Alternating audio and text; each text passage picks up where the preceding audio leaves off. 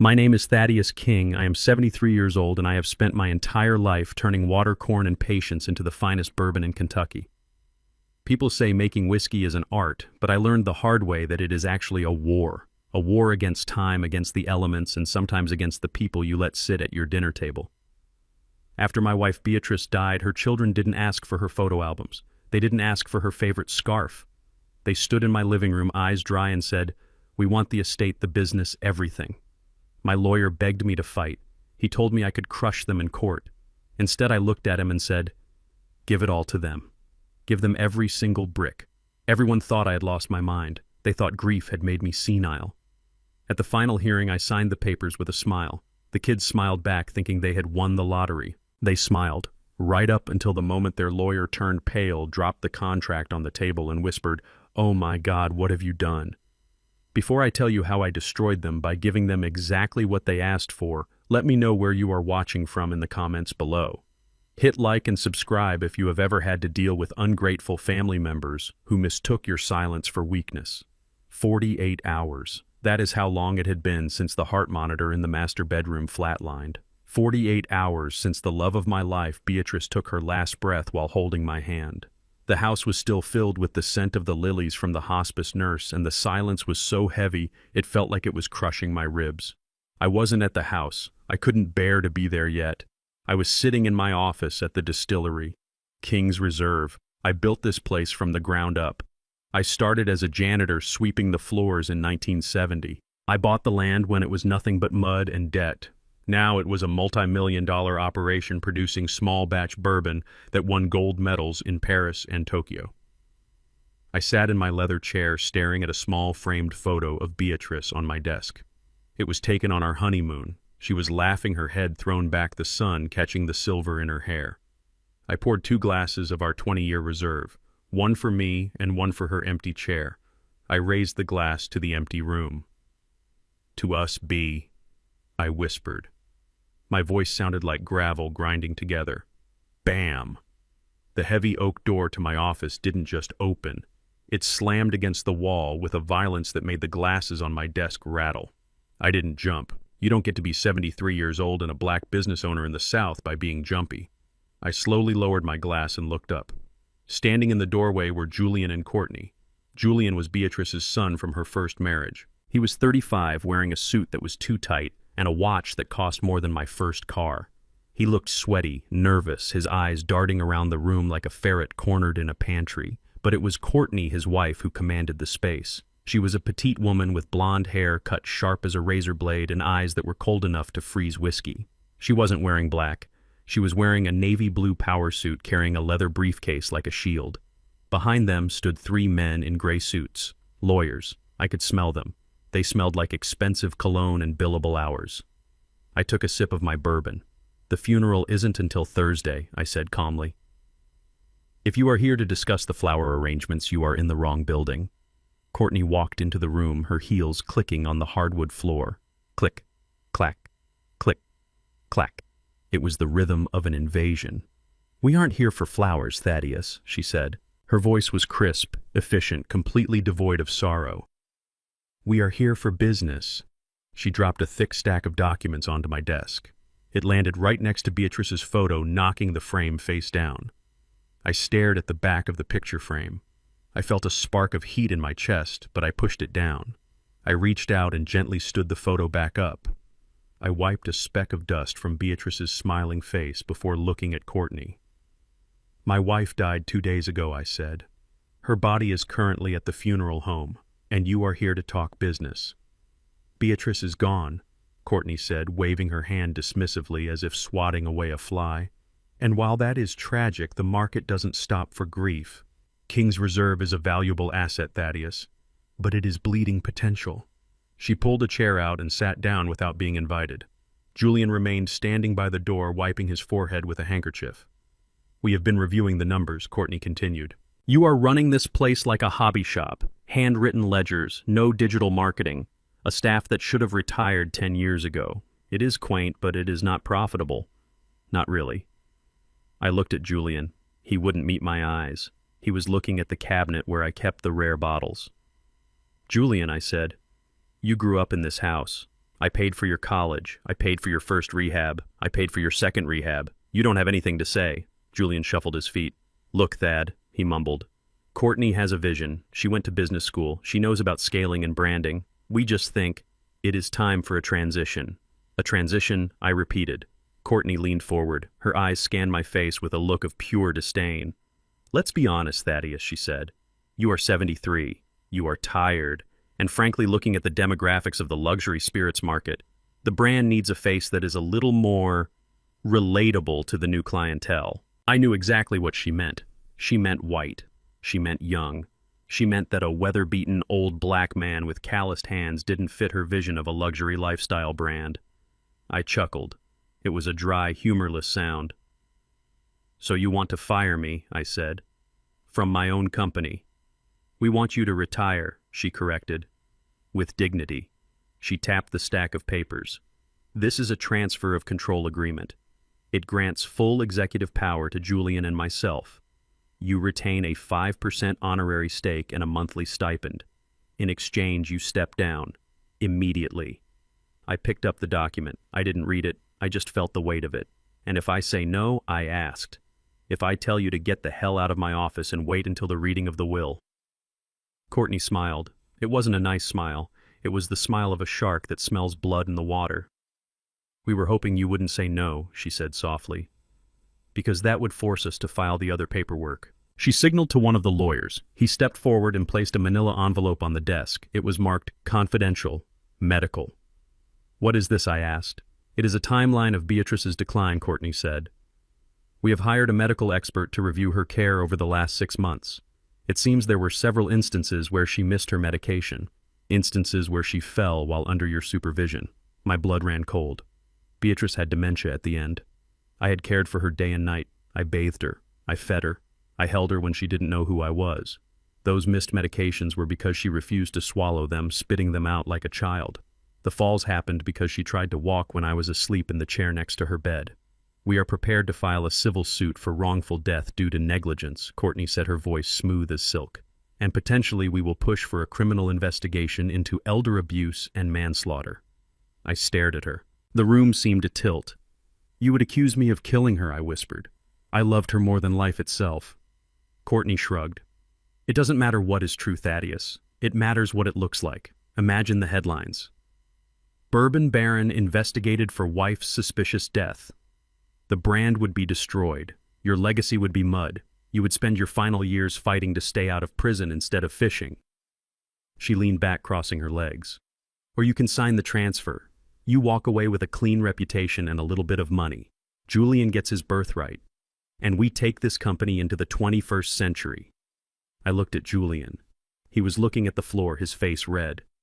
You are okay with this? I asked him. You are okay with dragging your mother's memory through the mud to get a paycheck? We need the money, Thad Julian blurted out. I have debts. Bad debts. Courtney shot him a glare to shut him up. So Thaddeus, she said, what is it going to be? Do you want to be a retired legend or a disgraced criminal? I looked at the transfer papers. I looked at the manila envelope full of lies. I felt a rage building inside me, hot and sharp. I wanted to flip the desk. I wanted to throw them out. I wanted to scream until the window shattered. But then I looked at the glass of bourbon in my hand. I remembered what I told my apprentices. You don't fight the fermentation. You control it. If you try to stop the pressure, the barrel explodes. If you guide it, it becomes spirit. They wanted the business. They wanted the estate. They wanted the power. They had no idea what it cost to keep this place running. They saw the gold medals, but they didn't see the sweat. They didn't know about the soil samples, the yeast cultures, the debt covenants, the EPA regulations. They were children playing with a loaded gun, thinking it was a toy. If I fought them, they would destroy my name. They would taint Beatrice's memory. But if I gave them what they wanted, a slow, cold clarity washed over me. I took a sip of the bourbon. It burned on the way down, a familiar grounding fire. I looked at Courtney. I saw the greed in her eyes. It was a bottomless pit. You want the keys, I asked. All of them, she said. The office, the warehouse, the accounts. I reached into my pocket. I pulled out a heavy ring of brass keys. They clinked together, the sound of 50 years of hard work. I placed them on the desk. You win, I said softly. Julian let out a breath he had been holding. Courtney's eyes lit up like Christmas lights. "Smart choice, Thaddeus," she said, reaching for the pen. I didn't reach for the pen yet. I stood up. I was a tall man, and even at 73 I cast a long shadow. "I will sign," I said. "But I want one thing clarified. Anything Courtney said already uncapping the pen. You want full control, full ownership, full responsibility. Correct?" "Absolutely," she said. "We want to be the sole owners of the King legacy." I nodded. I looked around the office one last time. I looked at the dust motes dancing in the light. "Very well," I said. I sat down. I picked up the pen. My hand didn't shake. I wasn't surrendering. I was setting a trap.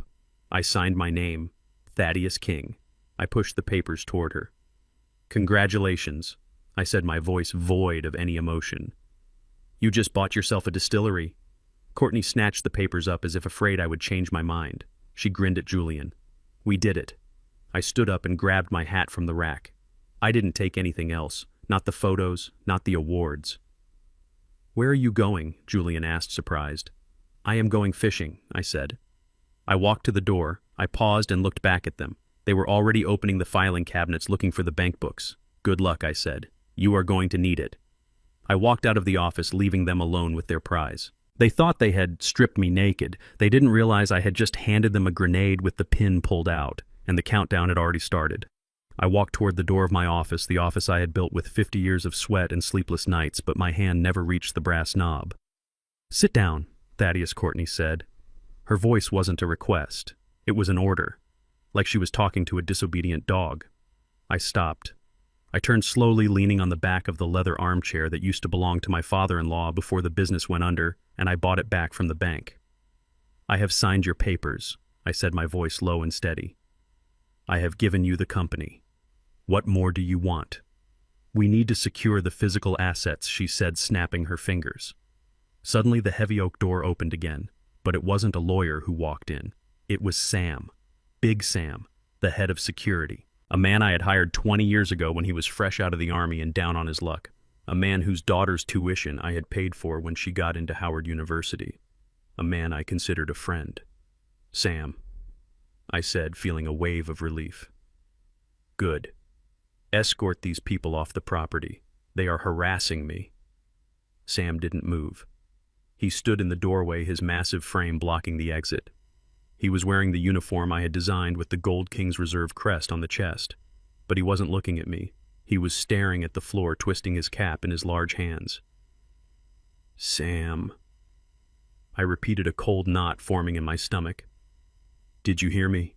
I am sorry, Mr. King." Sam mumbled, his voice thick with shame. "I really am.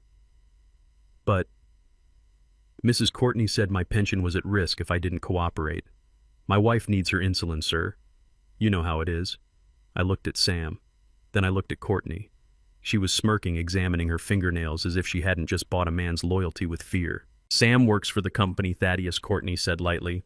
"And as of 5 minutes ago, Julian and I are the company, so technically Sam works for us. And our first order of business is to ensure that disgruntled former employees don't sabotage the premises." Disgruntled former employee. The words hung in the air like smoke. I wasn't the owner anymore. I wasn't the founder. I was just an old black man trespassing on white property. Sam stepped forward, holding out a plastic bin. "We need your access badge, Mr. King," Sam said softly. "And your phone. It is company property, and the keys to the company vehicle." I looked at Sam. I didn't see a traitor. I saw a victim. A man crushed under the heel of people who thought loyalty was a line item on a spreadsheet. I reached into my pocket. I pulled out my phone. I dropped it into the bin. Clack. I unclipped my access badge from my belt.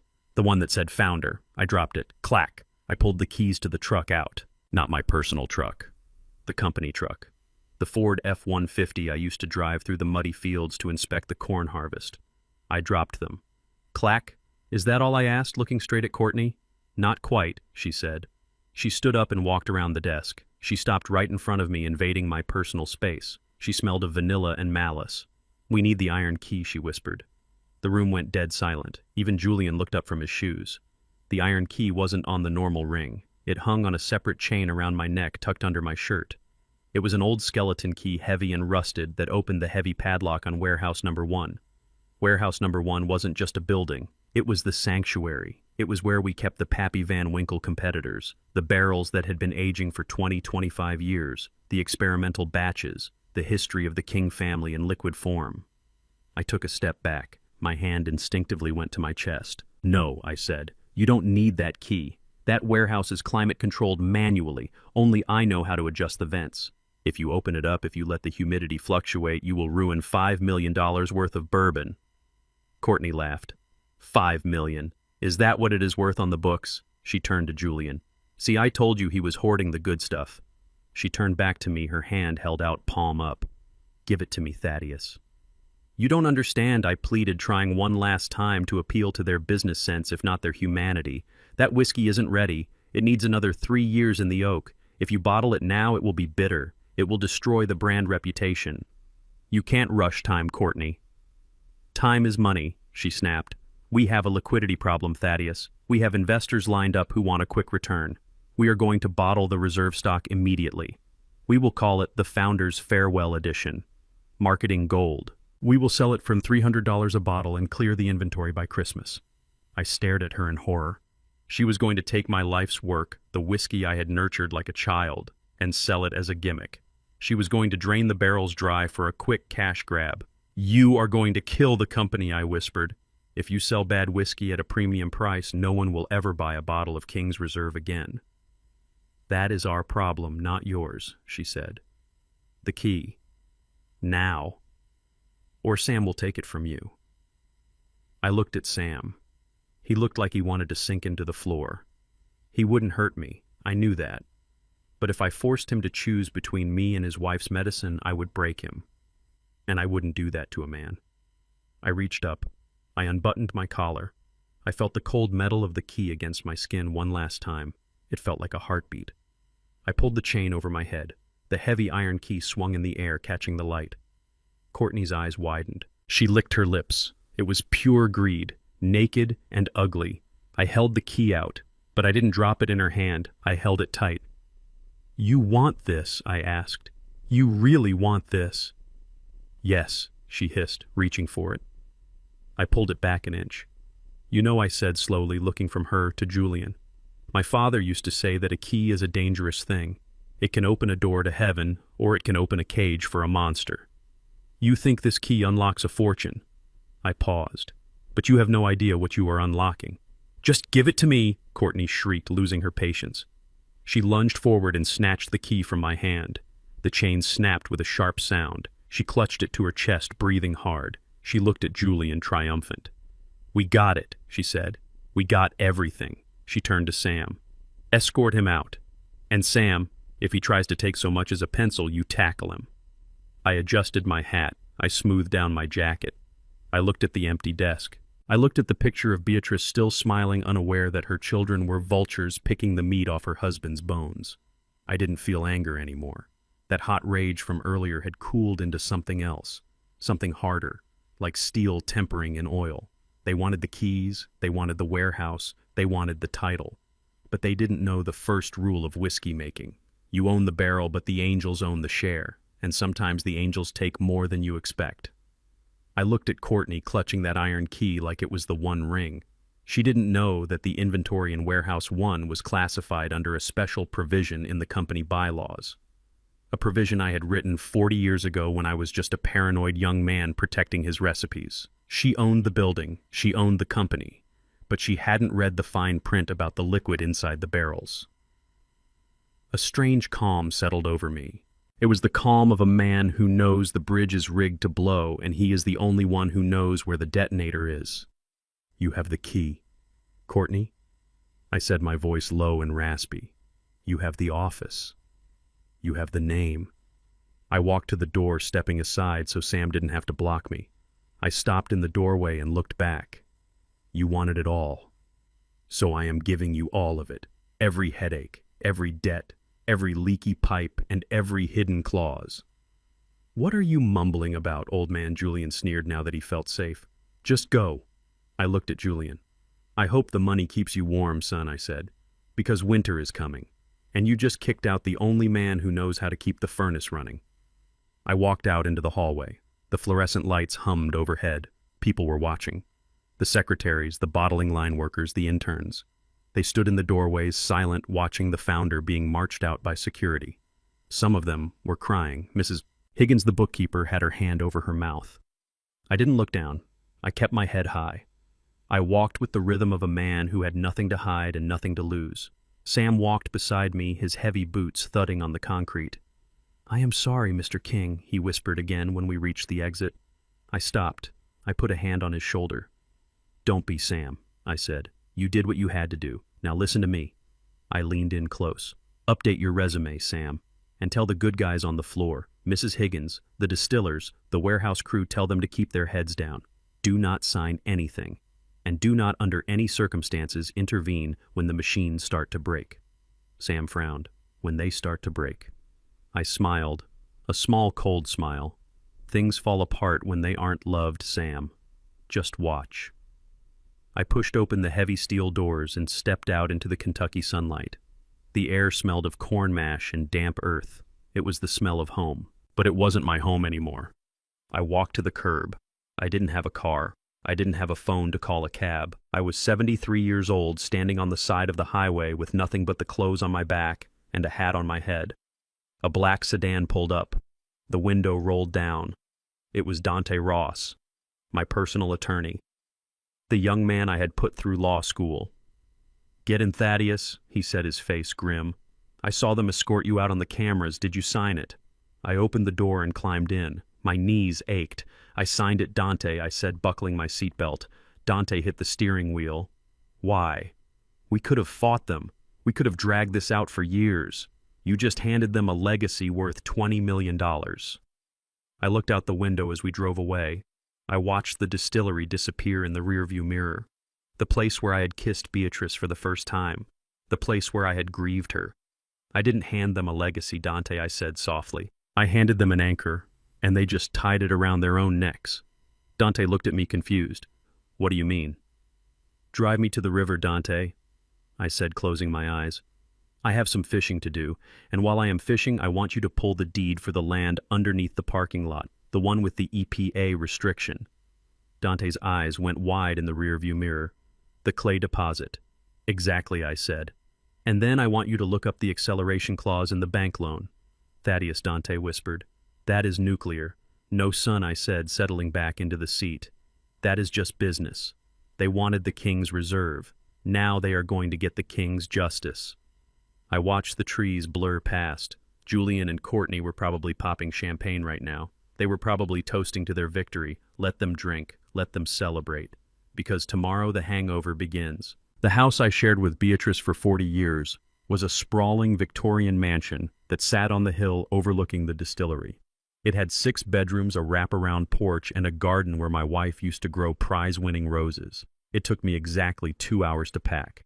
I didn't take the furniture. I didn't take the expensive rugs or the crystal chandeliers. I took 2 suitcases of clothes, my fishing rods, and a small box containing Beatrice's jewelry and her Bible. I stood in the foyer looking at the grand staircase one last time. Julian and Courtney were already measuring the windows for new drapes. I could hear them in the dining room arguing about whether to paint the mahogany paneling white. They wanted to erase the history. They wanted to make it modern. Courtney walked out holding a swatch of fabric. She stopped when she saw my suitcases by the door. Leaving so soon, she asked, a smirk playing on her lips. "We didn't officially evict you until the 1st of the month. You could have stayed in the guest cottage." I put on my hat. I adjusted the brim so she couldn't see my eyes. "A guest cottage is for guests, Courtney," I said quietly. "And I am not a guest on land I paid for with blood. I am a memory, and memories don't need a roof." I walked out the front door and down the long driveway. I didn't look back. I didn't want them to see the solitary tear that tracked through the dust on my cheek. I moved into a 1-bedroom apartment in the city above a bakery. It was small. The floorboards creaked and the view wasn't rolling green hills but a brick wall and a fire escape. But it was quiet, and for the first time in weeks the air felt clean. I spent my first night sitting by the window listening to the traffic below. I closed my eyes and let my mind drift back to the distillery. They had the keys, they had the recipes, they had the machines, but they didn't have the secret. You see, making bourbon isn't chemistry. It is biology. It is alive. I remembered teaching Julian when he was 20 back when I still had hope for him. I took him into the rick house, the tall warehouse where the barrels sleep. It was the middle of July, hot and humid. It smells like gym socks in here, Julian had complained, holding his nose. No sun, I had told him. It smells like the angels are breathing. I tried to teach him that you don't use a thermometer to check the mash. You put your hand on the copper pot. You feel the vibration. If it hums like a sleeping cat, the yeast is happy. If it shakes like a washing machine, the heat is too high. I tried to teach him that you don't taste the whiskey to know if it is ready. You listen to the wood. When the oak expands in the summer, it drinks the liquid. When it contracts in the winter, it pushes it back out full of flavor. You have to feel the expansion. You have to walk the rows and touch the barrels. Julian never touched the barrels. He looked at his phone. He looked at the clock. He looked at the profit margins. He thought the magic was in the brand name. He didn't know the magic was in the suffering. Now, sitting in my small apartment, I knew exactly what was happening down at the plant. They were firing up the boilers. They were cranking the heat to speed up production. They were looking at spreadsheets instead of the barometer. They were killing the yeast. At 2 in the morning, my phone buzzed on the nightstand. It was a blocked number, but I knew who it was. Only one person would be arrogant enough to call me at this hour. I picked up. "Hello, Julian. How did you know it was me?" he slurred. He sounded drunk. Or manic, probably both. "Because only a thief calls in the middle of the night," I said calmly. "What do you want?" "I want the damn password," he shouted. His voice echoed. He was in the office. My old office. "Which password?" I asked, sitting up in bed. "The accounting system," he yelled. "The main server. Courtney is trying to run the payroll for the new marketing team and the system is locked. It is asking for an admin key." I rubbed my eyes. Of course. They were already trying to move money. They hadn't been in charge for 24 hours and they were already trying to write checks. I sighed. "The password is not written down, Julian. I told you. I kept it in my head." "Well, give it to me, old man," he snapped. "Or do I have to call the lawyers again and tell them you are obstructing the transfer of assets?" I could have hung up. I could have told him to figure it out himself. I could have let them sweat, but that wasn't the plan. If you block an enemy, they dig in. If you open the gate, they run through it right off the cliff. I turned on the bedside lamp. I picked up a pen and a notepad. "Are you ready?" I asked. Yeah, hurry up," he said. I could hear the clicking of a keyboard in the background. Courtney was there too, listening. "The password is case sensitive," I said. "Capital B, lowercase EATRICE1974, Beatrice, 1974. There was a pause on the line. "Mom's name," Julian muttered. "And the year you bought the land." "Yes," I said. "It opens everything, Julian.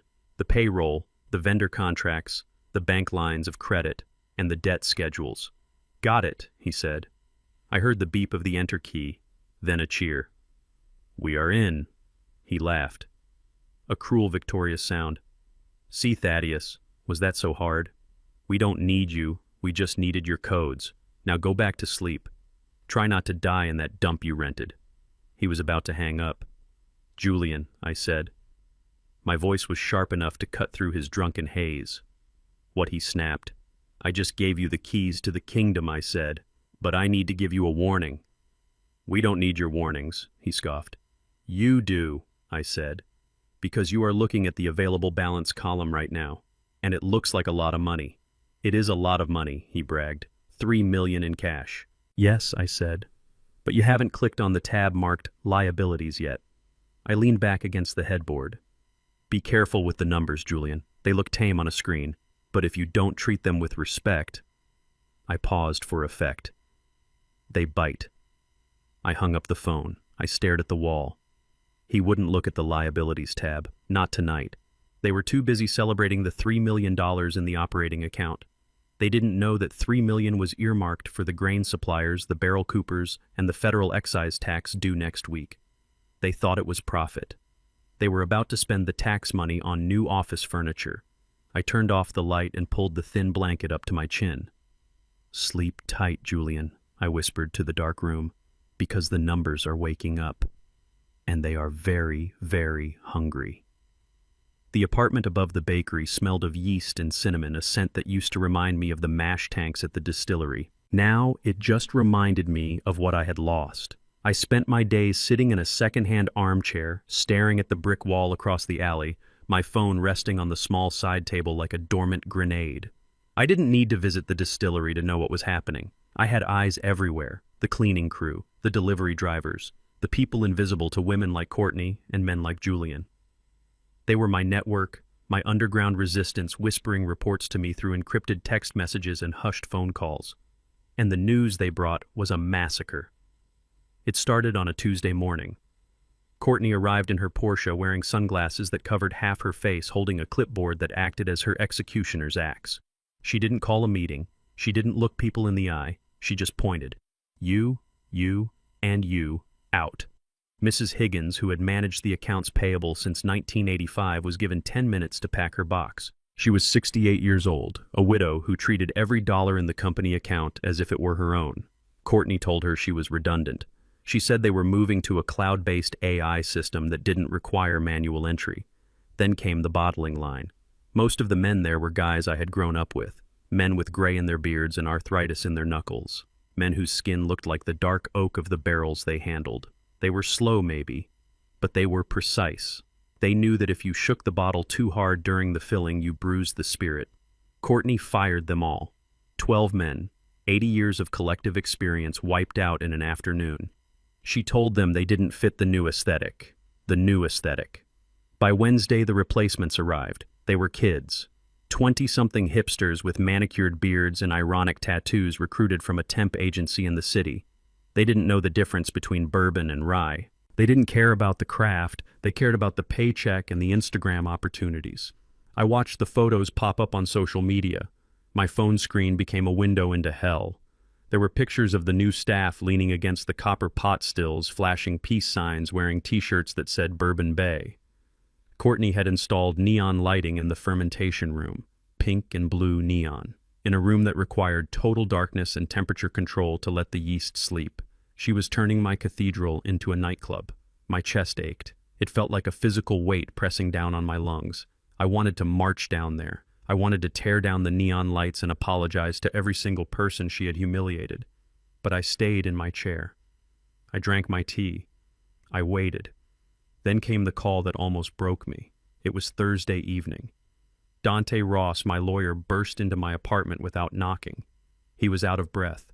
His tie loosened his face slick with sweat. Thaddeus, he gasped, leaning against the doorframe. You have to stop them. You have to intervene. This goes beyond bad business.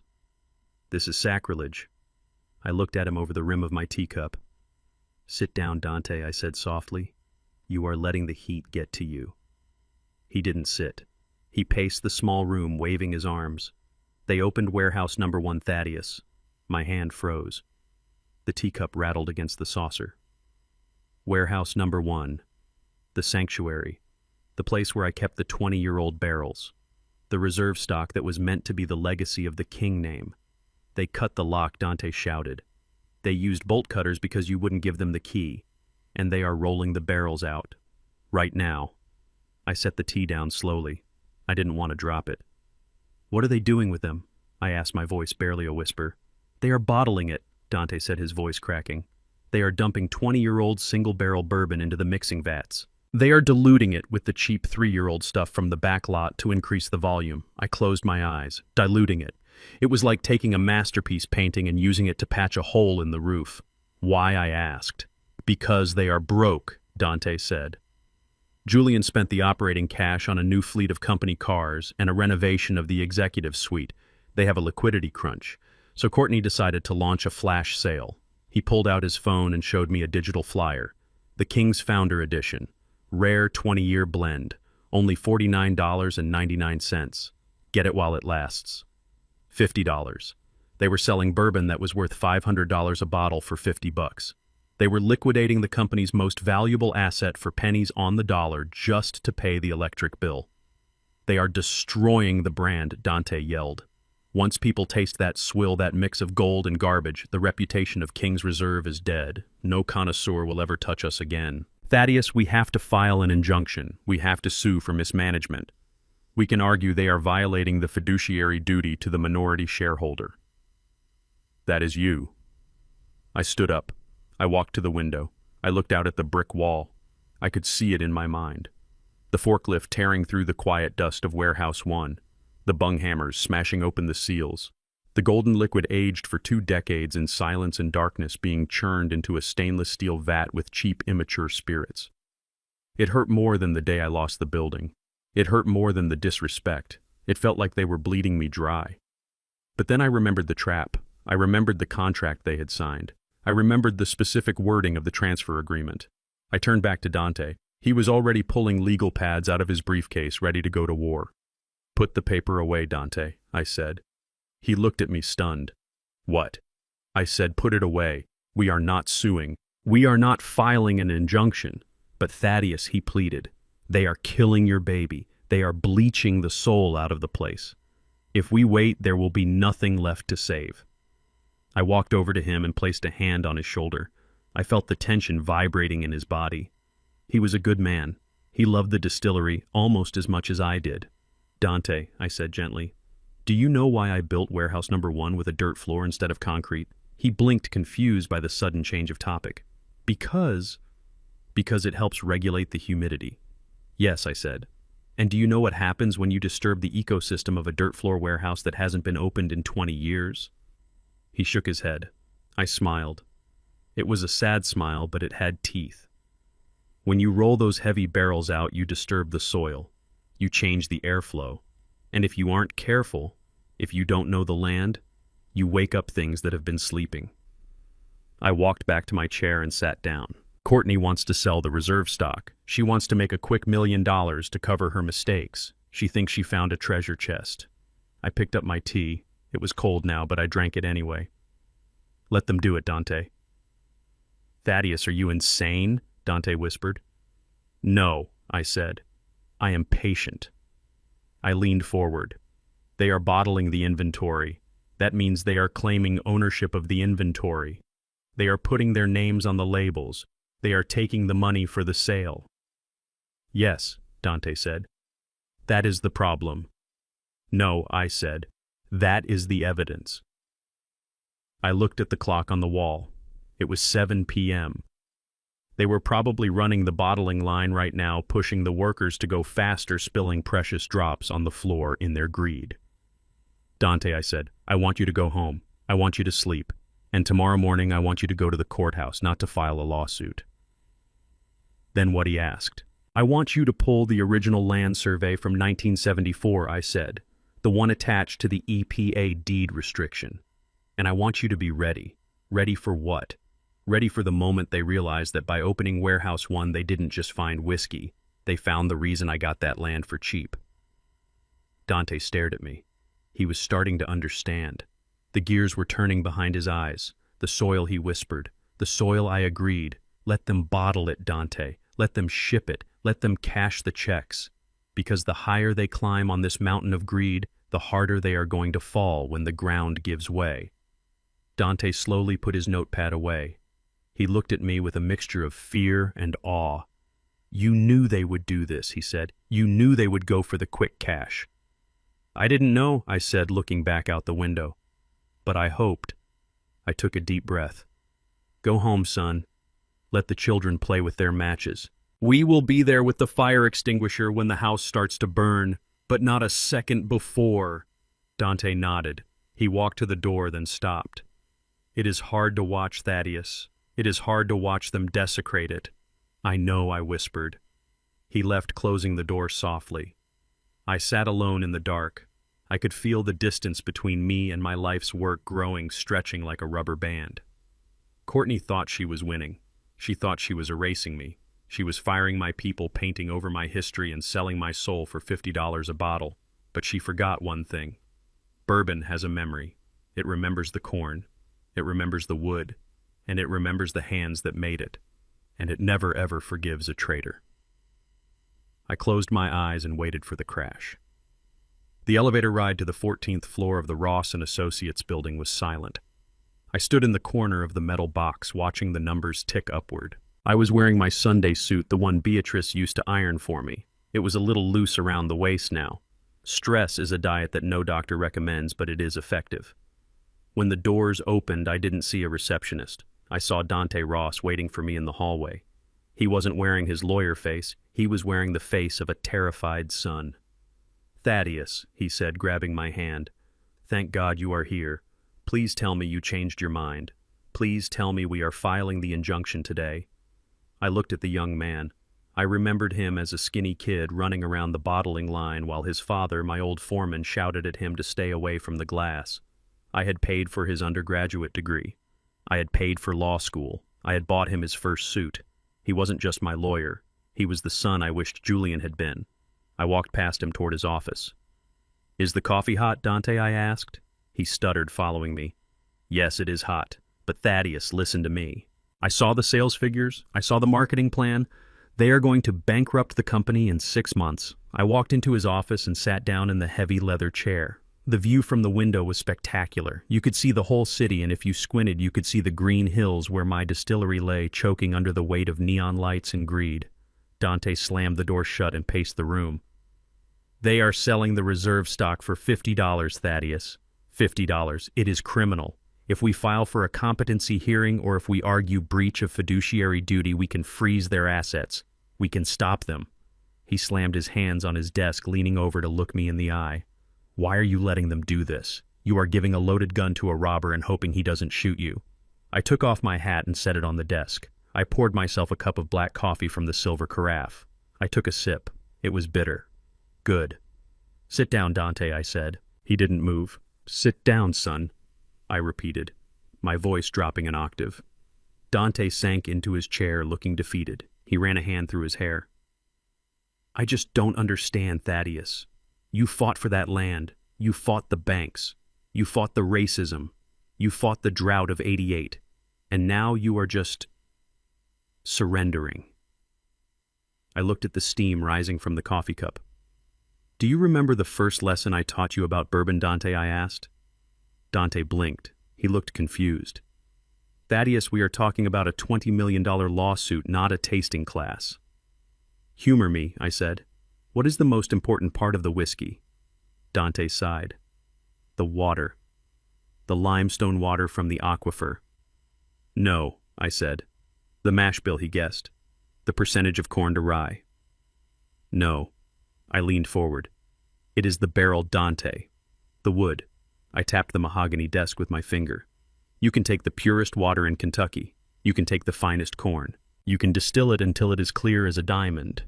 But if you put it in a barrel made of rotten wood, it becomes poison." I sat back. The wood decides the flavor. The wood decides the color. The wood decides if the spirit matures or if it spoils. Dante stared at me. He was starting to listen. "Julian and Courtney are the spirit right now," I said. "They are raw. They are volatile. They think they are powerful because they have high proof. But I am the cooper. I built the barrel they are sitting in." I took another sip of coffee. "And Dante, I built that barrel with some very specific leaks." Dante's eyes narrowed. "Leaks." I reached into my jacket pocket and pulled out a folded piece of paper. It wasn't a legal document. It was a list. A list of things that Courtney in her arrogance had never bothered to check. They want the assets, Dante. They want the title of CEO. They want the bank accounts. But they forgot that in business you cannot take the assets without taking the liabilities. I slid the paper across the desk. Dante picked it up. He started to read. His eyes widened. "Item 1. The EPA deed restriction on the south parking lot," he read aloud. I nodded. "The clay cap. It covers a chemical dump from the 1950s. If anyone disturbs the surface soil, the EPA fines are $5,000 a day." Dante looked up. "Courtney wants to expand the parking lot. She ordered bulldozers for next week." "I know," I said. He looked back at the list. "Item 2. The bank loan acceleration clause." I nodded again. "If the founder, that is me, is removed from active management, the interest rate jumps from 2% to 12%, and the principal becomes due in 30 days. Dante gasped. "That is $5 million due next month. They don't have that kind of cash." "Read item 3, I said. Item 3, Dante read. "The inventory classification." He stopped. He read it again. He looked at me, his mouth open. "Thaddeus, is this real? Does this clause actually exist in the original incorporation papers?" I smiled. I wrote it myself in 1974, Dante, back when I didn't trust my first partner. It states that the reserve inventory, any barrel aged over 10 years, is considered the personal artisan property of the master distiller, held in trust by the company, not owned by it. Dante started to laugh. It was a nervous, incredulous laugh. So he said, shaking his head, "You are telling me that they are currently selling whiskey that legally belongs to you?" I shrugged. "They are selling my property without my permission. They are digging up a toxic waste site, and they are triggering a bank default." I stood up and walked to the window. "You said I was giving a gun to a robber, Dante. You were wrong." I turned back to him. "I am giving a rope to a man standing on a trap door." Dante looked at the list, then at me. The fear in his eyes was gone, replaced by a sharp, predatory focus. He was a lawyer again, and he smelled blood. "So, what do you want me to do?" he asked. "I want you to draft the transfer agreement," I said. "The transfer agreement?" he asked. "Yes, the one they asked for, the one that gives them everything." I walked over to the desk and tapped the legal pad. "I want you to write it exactly as they requested. Transfer of all assets, liabilities, and operational control. Make the font for liabilities the same size as assets. Do not hide it. Put it right there in black and white." But Thaddeus, Dante said, "If they sign that, they are signing their own death warrant." "They won't read it, Dante," I said. "They are too busy measuring the drapes. They are too busy counting the money they think they have." Dante picked up his pen. His hand was steady now. "And the inventory clause," he asked. "Do I include that?" "Put it in the appendix," I said. "Buried deep. Make it look like standard boilerplate text about storage fees." Dante nodded. He began to write. I watched him. I felt a heavy sadness in my chest. I didn't want this. I wanted Julian to be a son. I wanted to leave the business to him with pride. I wanted to teach him the secrets of the wood. But he chose the shortcut. And in the whiskey business, there are no shortcuts. Only bad batches. "When will it be ready?" I asked. "Tomorrow morning," Dante said. "Good," I said. "Call them. Tell them I am ready to surrender. Tell them I am beaten. Tell them I am old and tired and I just want my check." I put my hat back on. "Make them feel like kings, Dante, because the fall is much more painful when you think you are flying." I walked to the door. Thaddeus, Dante called out. I turned. "What happens when the bank calls the loan?" he asked. I smiled. A cold, winter smile. "Then we see if Julian knows how to swim." I walked out of the office. The elevator ride down felt faster than the ride up. I stepped out into the street. The noise of the city washed over me. I walked to the bus stop. I didn't mind the bus. It gave me time to think, time to pray. I prayed for Beatrice. I prayed for forgiveness for what I was about to do to her son. But mostly I prayed for the bourbon.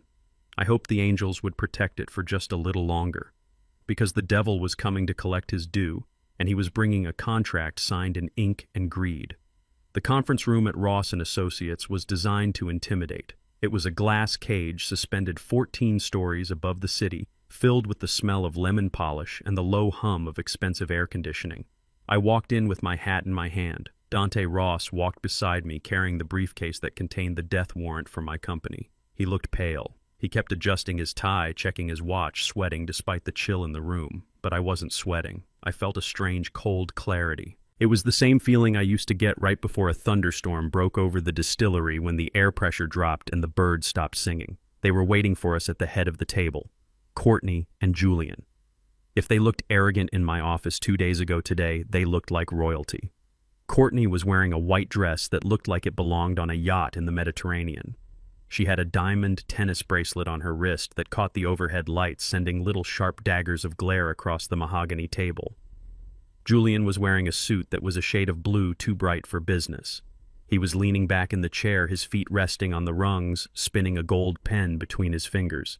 He looked like a man who had just won the Super Bowl without playing a single minute of the game. "Ah, the former CEO arrives," Julian said, not bothering to stand up.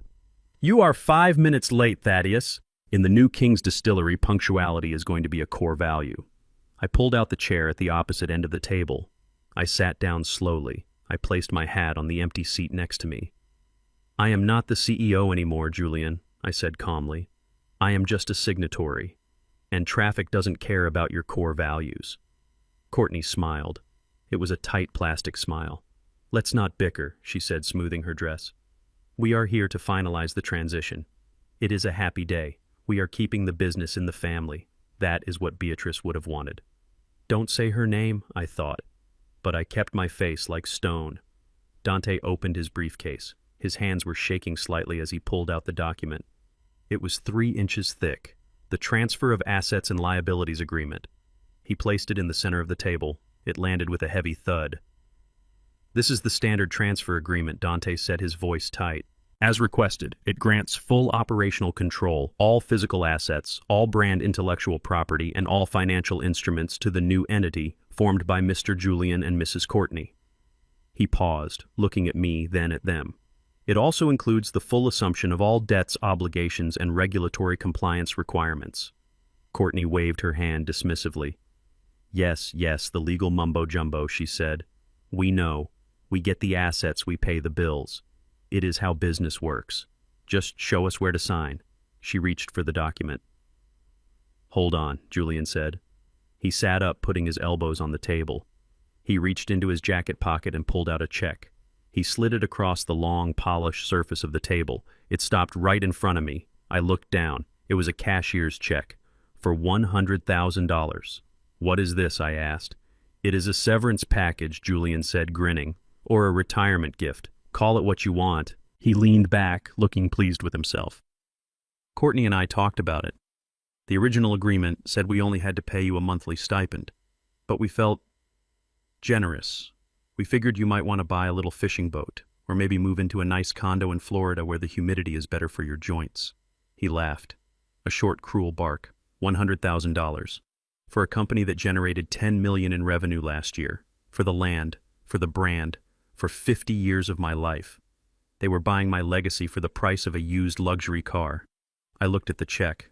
I didn't touch it. "You are very generous, Julian," I said softly. "Don't spend it all in one place, old man," he sneered. "And don't gamble it away. I know how you like to take risks, like that time you bought the clay plot in the 70s. Bad investment, right?" He was mocking me. He was bringing up the very land that was about to destroy him, and he was using it as a punchline. The irony was so thick I could taste it. It tasted like metal. I looked at Dante. He was staring at his shoes, trying to hide his disgust. I picked up the pen. "Are we doing this?" I asked. "We are doing this," Courtney said. Her eyes were locked on the document. She was practically vibrating with greed. She saw the finish line. She saw the millions in the bank account. She didn't see the cliff. I opened the document to the signature page. Dante had done exactly what I asked. The font was clear. The words were bold. "I, Thaddeus King, hereby transfer all rights, titles, and interests." And right below it, in the same size font, "And the transferee hereby assumes full personal liability for all regulatory covenants, environmental restrictions, and debt acceleration clauses attached to said properties." It was right there. They didn't even have to turn the page. It was staring them in the face. But they weren't looking at the words. They were looking at the keys sitting on the table next to the contract. I signed, Thaddeus King. The scratch of the pen sounded loud in the quiet room. It sounded like a lock clicking shut. I pushed the document toward them. "It is your turn," I said. Courtney grabbed the pen before the paper even stopped moving.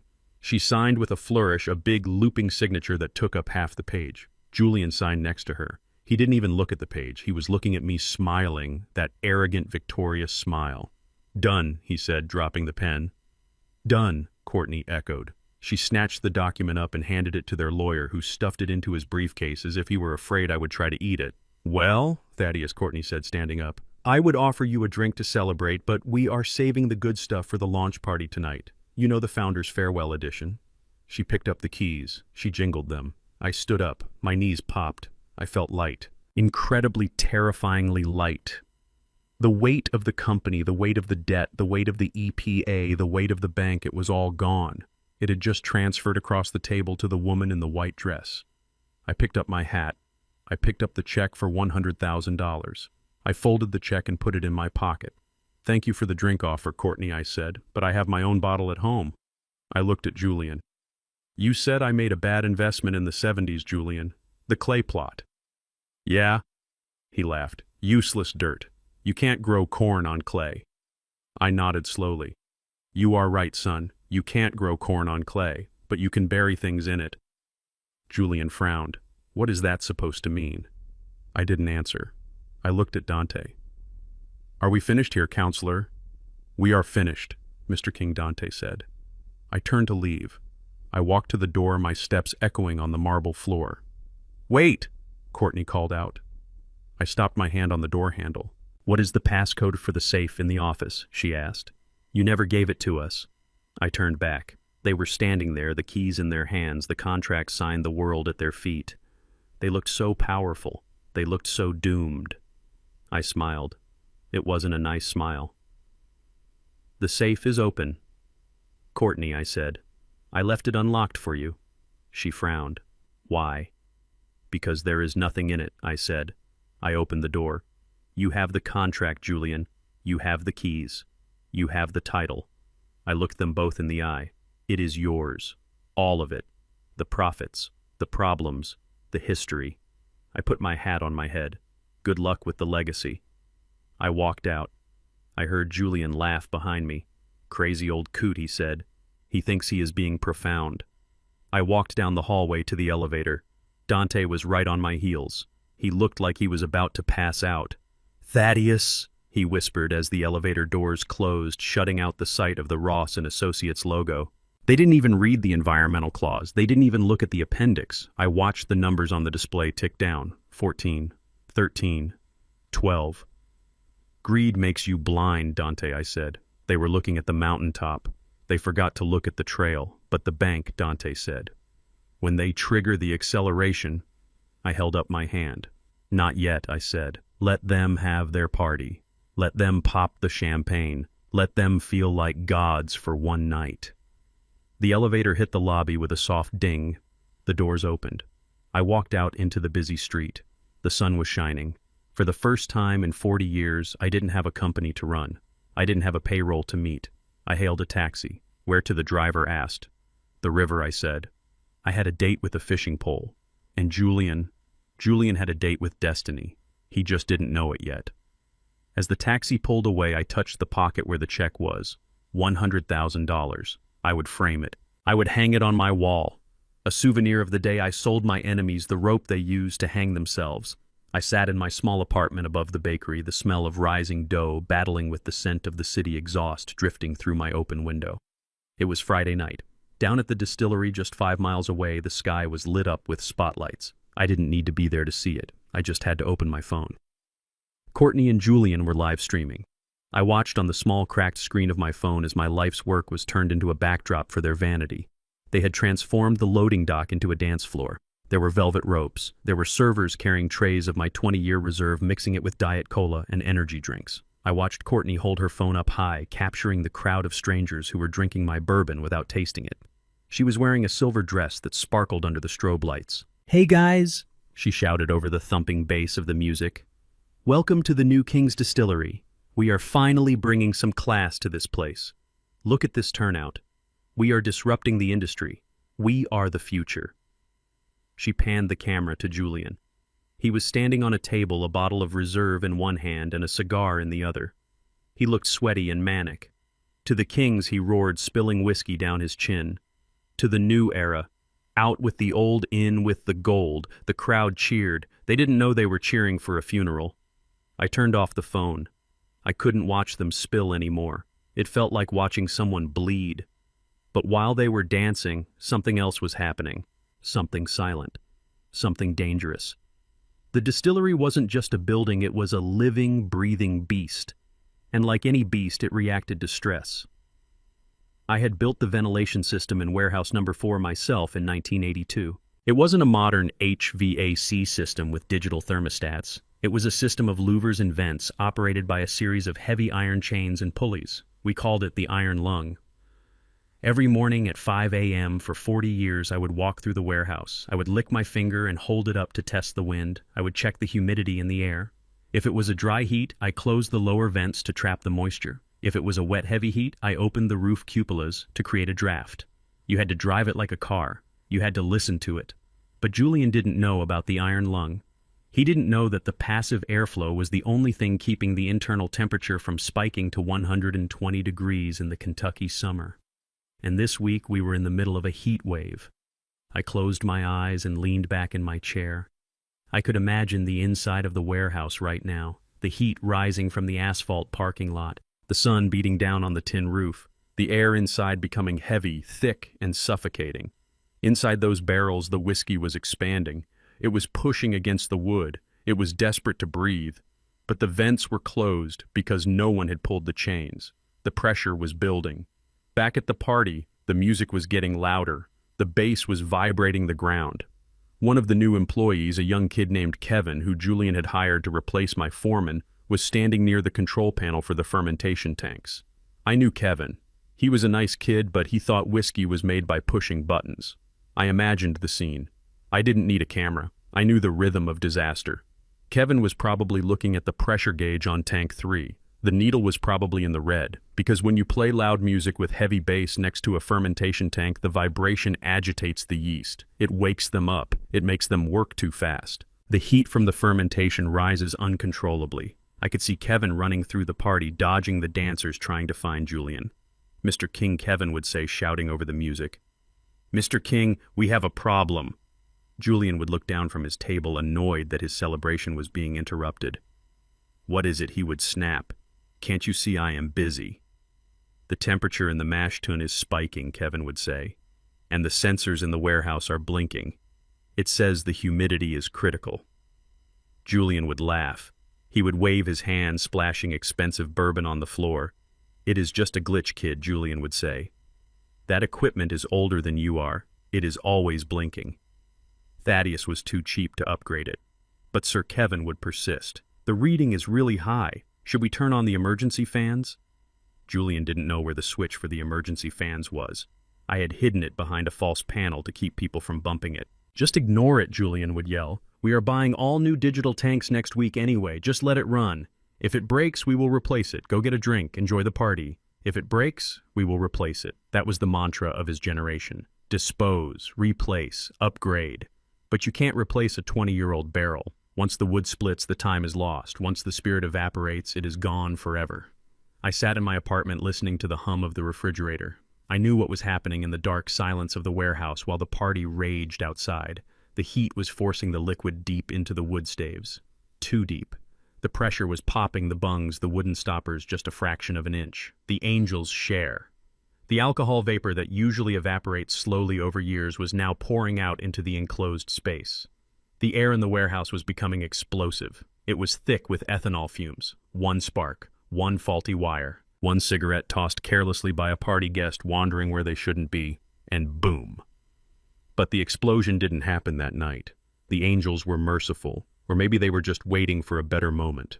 Instead, the machines just started to die. The antique boiler, the heart of the distillery, began to shudder. It was used to the gentle hand of old Mr. Henderson, who knew exactly how much coal to feed it. Now it was running on autopilot, pushed to maximum capacity to fill the founder's farewell bottles. It hissed. It groaned. A safety valve blew, sending a jet of steam into the air.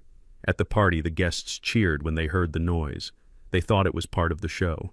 They thought it was a special effect. "Whoo!" Courtney screamed into the microphone. "Feel that power. That is the sound of money making money." She raised her glass. "To the new empire," she yelled. I opened my eyes. I looked at the check sitting on my table. $100,000. I picked it up. I walked to the small kitchenette. I opened the drawer and took out a roll of Scotch tape. I taped the check to the refrigerator door. It wasn't money to me. It was a scoreboard. They were celebrating their honeymoon with the business. They were in the phase where everything is exciting, where the flaws look like quirks, where the danger looks like adventure. But honeymoons end. And when they woke up tomorrow, they would find that the marriage bed was cold, the house was falling apart, and the spouse they chose the business was a high-maintenance beast that demanded blood, sweat, and respect. 3 things they didn't have. I went back to the window. The spotlights were still sweeping the sky. "Dance, Julian," I whispered. "Dance, Courtney. Shake the floorboards. Crack the foundations." I imagined the whiskey in the barrels swirling in the dark, listening to the disrespect. The spirits were angry. And unlike me, they didn't have to sign a non-aggression pact. Tomorrow the heat wave was supposed to get worse, 100 degrees. And tomorrow, without me there to open the vents, the iron lung would stop breathing. I poured myself a glass of water. It was tap water. It tasted of chlorine and city pipes. It wasn't the sweet limestone water of the distillery. I drank it anyway. It was the taste of patience. I went to bed. I slept soundly, lulled by the knowledge that physics, unlike family, never betrays you. Physics always keeps its promises, and the promise of heat and pressure is always inevitably destruction. The river was calm that morning. I sat on the bank with a fishing pole in my hand, watching the mist rise off the water. It had been exactly 30 days since I walked out of the distillery. 30 days of silence. 30 days of waking up in a small apartment instead of the home I built for my wife. Most people would think I was lonely, but I wasn't. I was waiting. You see, banking is a lot like fishing. It requires patience, it requires the right bait, and most importantly, it requires a sharp hook. And 30 days ago, when I signed those papers, I baited the hook with $5 million of debt. I looked at my watch. It was 10 o'clock in the morning. Right about now, the mailman was walking up the steps of the new executive offices. He was carrying a certified letter in a thick, cream-colored envelope. It wasn't a fan letter. It wasn't an invoice for bottles. It was a notice from First Commercial Bank. I could see the scene in my mind as clearly as if I were standing there. Courtney was probably sitting at my old mahogany desk, the one she had refinished in a tacky white lacquer. She was likely yelling at an assistant about the new logo design, feeling powerful, feeling invincible. Julian was probably on the leather couch nursing a hangover and scrolling through comments on their social media page, deleting the negative ones from the loyal customers who said the new bourbon tasted like watered-down vanity. Then the assistant would walk in. She would place the envelope on the desk. Registered mail. Urgent. Courtney would frown. She would pick up her silver letter opener. She would slice the paper, and then the world would stop spinning. I reeled in my line, checking the bait. The worm was still there. The fish weren't biting today. But the sharks were definitely circling. My phone buzzed in my pocket. It was Dante. "It happened," he said. His voice was breathless. "The bank just called their legal team. They served the notice." "Tell me," I said, casting my line back into the water. "It is the acceleration clause, Thaddeus, just like you said." Of course it was. When I took out that loan 5 years ago to expand the bottling line, the bank president, old Mr. Franklin, looked me in the eye. He said, "Thaddeus, I am lending this money to you, not the company, to you. Your character is my collateral." So we put a clause in the contract, a key man clause. It stated very simply that if Thaddeus King ceased to be the active CEO for any reason other than death or incapacitation, the terms of the loan would be considered voidable by the lender. The preferential interest rate of 2% gone. The 20-year repayment schedule gone. The letter Courtney was holding right now said something very different. "Dear Mrs. King Vance, due to the material change in management and the unauthorized transfer of executive control, First Commercial Bank is exercising its right under Section 4, Paragraph B of the loan agreement. The acceleration clause is hereby activated. The outstanding principal of $5,200,000 is due in full. You have 30 days to remit payment." I closed my eyes and let the river breeze hit my face. $5 million. They had burned through the $3 million in the operating account in the first 2 weeks. I knew they had. I saw the new cars in the parking lot. I saw the invoices for the office renovation. I saw the marketing agency bills. They were broke. And now the bank wanted a check that would bounce so hard it would crack the pavement. Dante was still talking on the phone. I heard from a source in the office. He said, "It is chaos over there. Julian is throwing up in the private bathroom. He is hyperventilating. He keeps asking if they can call you." "And Courtney?" I asked. "She is screaming," Dante said. "She is on the phone with the bank manager threatening to sue them. She is telling them they are disrupting a thriving business. She is pulling the race card, the gender card, every card she has." "It won't work," I said calmly. "A bank contract doesn't care about your feelings, Dante. It only cares about the signature. And Mr. Franklin doesn't like surprises. What is she going to do?" "Thaddeus," I smiled at the river, "she is going to do the only thing a greedy person knows how to do when they are cornered. She is going to try to sell her way out of it." I hung up the phone. I packed up my tackle box. The fish were safe for today. But Julian and Courtney, they were already on the hook. Back at the distillery, the air in the executive suite was toxic. Courtney slammed the phone down so hard the receiver cracked. She stood up, her chest heaving, her hands gripping the edge of the desk until her knuckles turned white.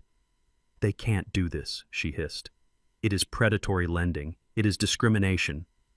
Julian came out of the bathroom, wiping his mouth with a paper towel. He looked pale. He looked like a child who had lost his mother in a grocery store.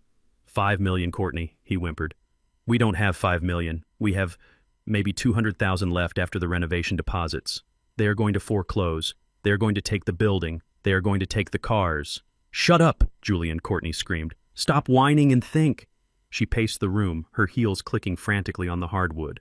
She walked to the window and looked out at the warehouse. "We are sitting on a gold mine," she muttered. She turned to Julian, her eyes manic. "The inventory," she said. "The whiskey." Julian blinked. "What?" "The barrels, you idiot. We have 50,000 barrels of bourbon sitting in those warehouses." Thaddeus was hoarding it. He was sitting on it like a dragon. She grabbed a calculator. "If we sell 10,000 barrels, even at a wholesale discount, say $500 a barrel, that is $5 million. She started laughing. It was a jagged, hysterical sound. "We just sell the juice, Julian. We flood the market. We call up the distributors in Chicago and New York. We tell them we are clearing out the old stock to make room for the new product. They will buy it. Everyone wants King's Reserve. But," Julian hesitated, "that whiskey isn't ready. Thaddeus said the 4-year stuff needs 2 more years. And the reserve stock?" "Who cares?" Courtney yelled. "It is alcohol. It gets you drunk. People buy the label, not the taste. We bottle everything. We empty warehouse 2 and 3. We sell it in bulk to the blenders if we have to." She grabbed the phone again. "Get the bottling line manager in here. Tell him to cancel all time off. We are running 24-hour shifts. I want every drop of liquid in this place put into glass and shipped out by Friday." She looked at the bank letter and sneered. "They want their money. Fine. We will give them their money, and then we will sue them for emotional distress." Julian nodded slowly, catching her infectious desperation. Yeah, we can do that. We have the product. We are rich in product." They high-fived, a clumsy, desperate slap of hands. They thought they had found the escape hatch. They thought they could simply liquidate the legacy to pay the debt. But they didn't know. They didn't know that selling 10,000 barrels in a month requires shipping permits they didn't have. They didn't know that the distribution contracts had exclusivity clauses that prevented bulk dumping. And most importantly, they didn't know about the clause in the appendix of the transfer agreement, the clause that Dante and I had buried on page 42. The clause that said the inventory didn't belong to the company. I sat in my apartment that evening eating a sandwich. I looked at the calendar on the wall. 30 days down. The bank had fired the first shot. The acceleration clause was the warning bell. Now Courtney was going to panic. She was going to rush. She was going to try to move the inventory, and that was when she was going to run into the second trap, the one buried in the dirt.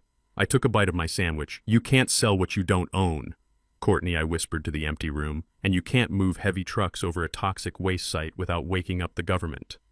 The phone rang again. It was Mrs. Higgins, my old bookkeeper, calling from her retirement home. She still had friends on the inside. "Thaddeus," she whispered, "they are firing up the bottling line. They are talking about draining Warehouse 3. "I know, Martha," I said gently. "They are going to ruin it," she cried. "That is the 2018 vintage. It is too young." "Let them try," I said.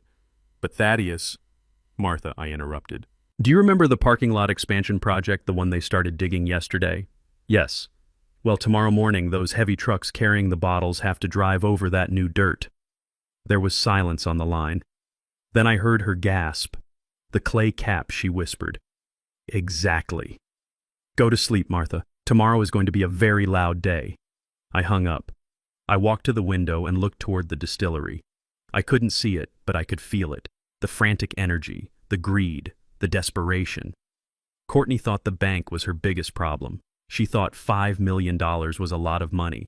She had no idea that beneath the tires of her delivery trucks a much bigger bill was waiting to come due. A bill written in chemical sludge and federal fines. I poured myself a small glass of my private stock. To the bank I toasted, and to the acceleration clause. The dominoes were falling, and they were falling fast. The sun came up hot and angry over Kentucky that Wednesday. It was the kind of heat that makes the asphalt shimmer and the air feel like a wet wool blanket. I was sitting on the fire escape of my apartment drinking lukewarm coffee, watching the smoke rise in the distance. Not smoke from a fire, but dust. Clouds of red dust billowing up from the south side of the distillery property. Courtney and Julian were in a panic. The bank had demanded $5 million in 30 days, and their brilliant plan was to drain the warehouses dry. To do that, they needed trucks, big trucks, 18-wheelers that could haul away 10,000 cases of whiskey in a single afternoon. But there was a problem. The old loading dock was built in 1970. It was designed for small box trucks, not modern semi-trailers. The turning radius was too tight. The drivers couldn't back in without jumping the curb. So Courtney did what she always did. She tried to force the world to fit her schedule. She hired a construction crew. She told them to bulldoze the south lawn. She wanted to pave it over to make a turnaround for the semi-trucks.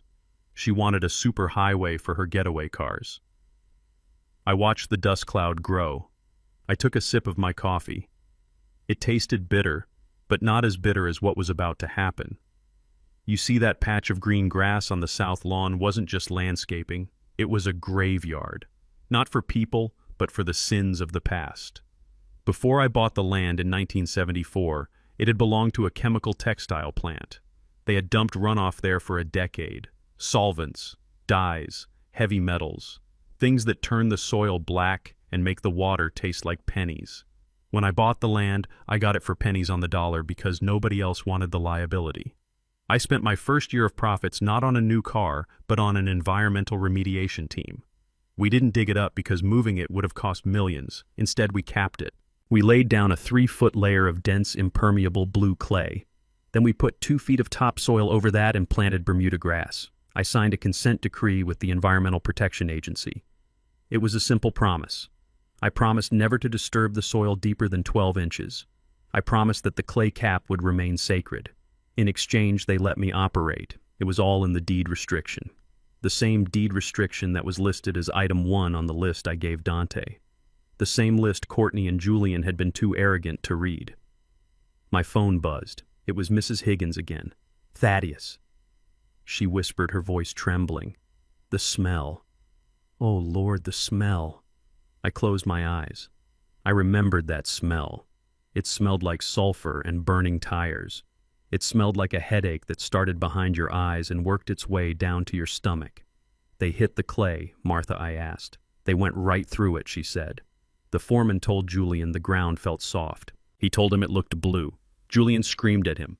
He told him time is money and to keep digging. The bulldozer blade went down 4 feet, Thaddeus. And then black sludge started bubbling up. I sighed. The genie was out of the bottle. And this genie was toxic. "Get out of there, Martha," I said. "Tell the girls in the office to evacuate. Do not breathe that air." I hung up. I didn't need to call the authorities. The EPA has sensors in the water table downriver. And besides, nothing draws a crowd like the smell of an environmental crime. Down at the distillery, pandemonium had broken out. The construction crew had stopped.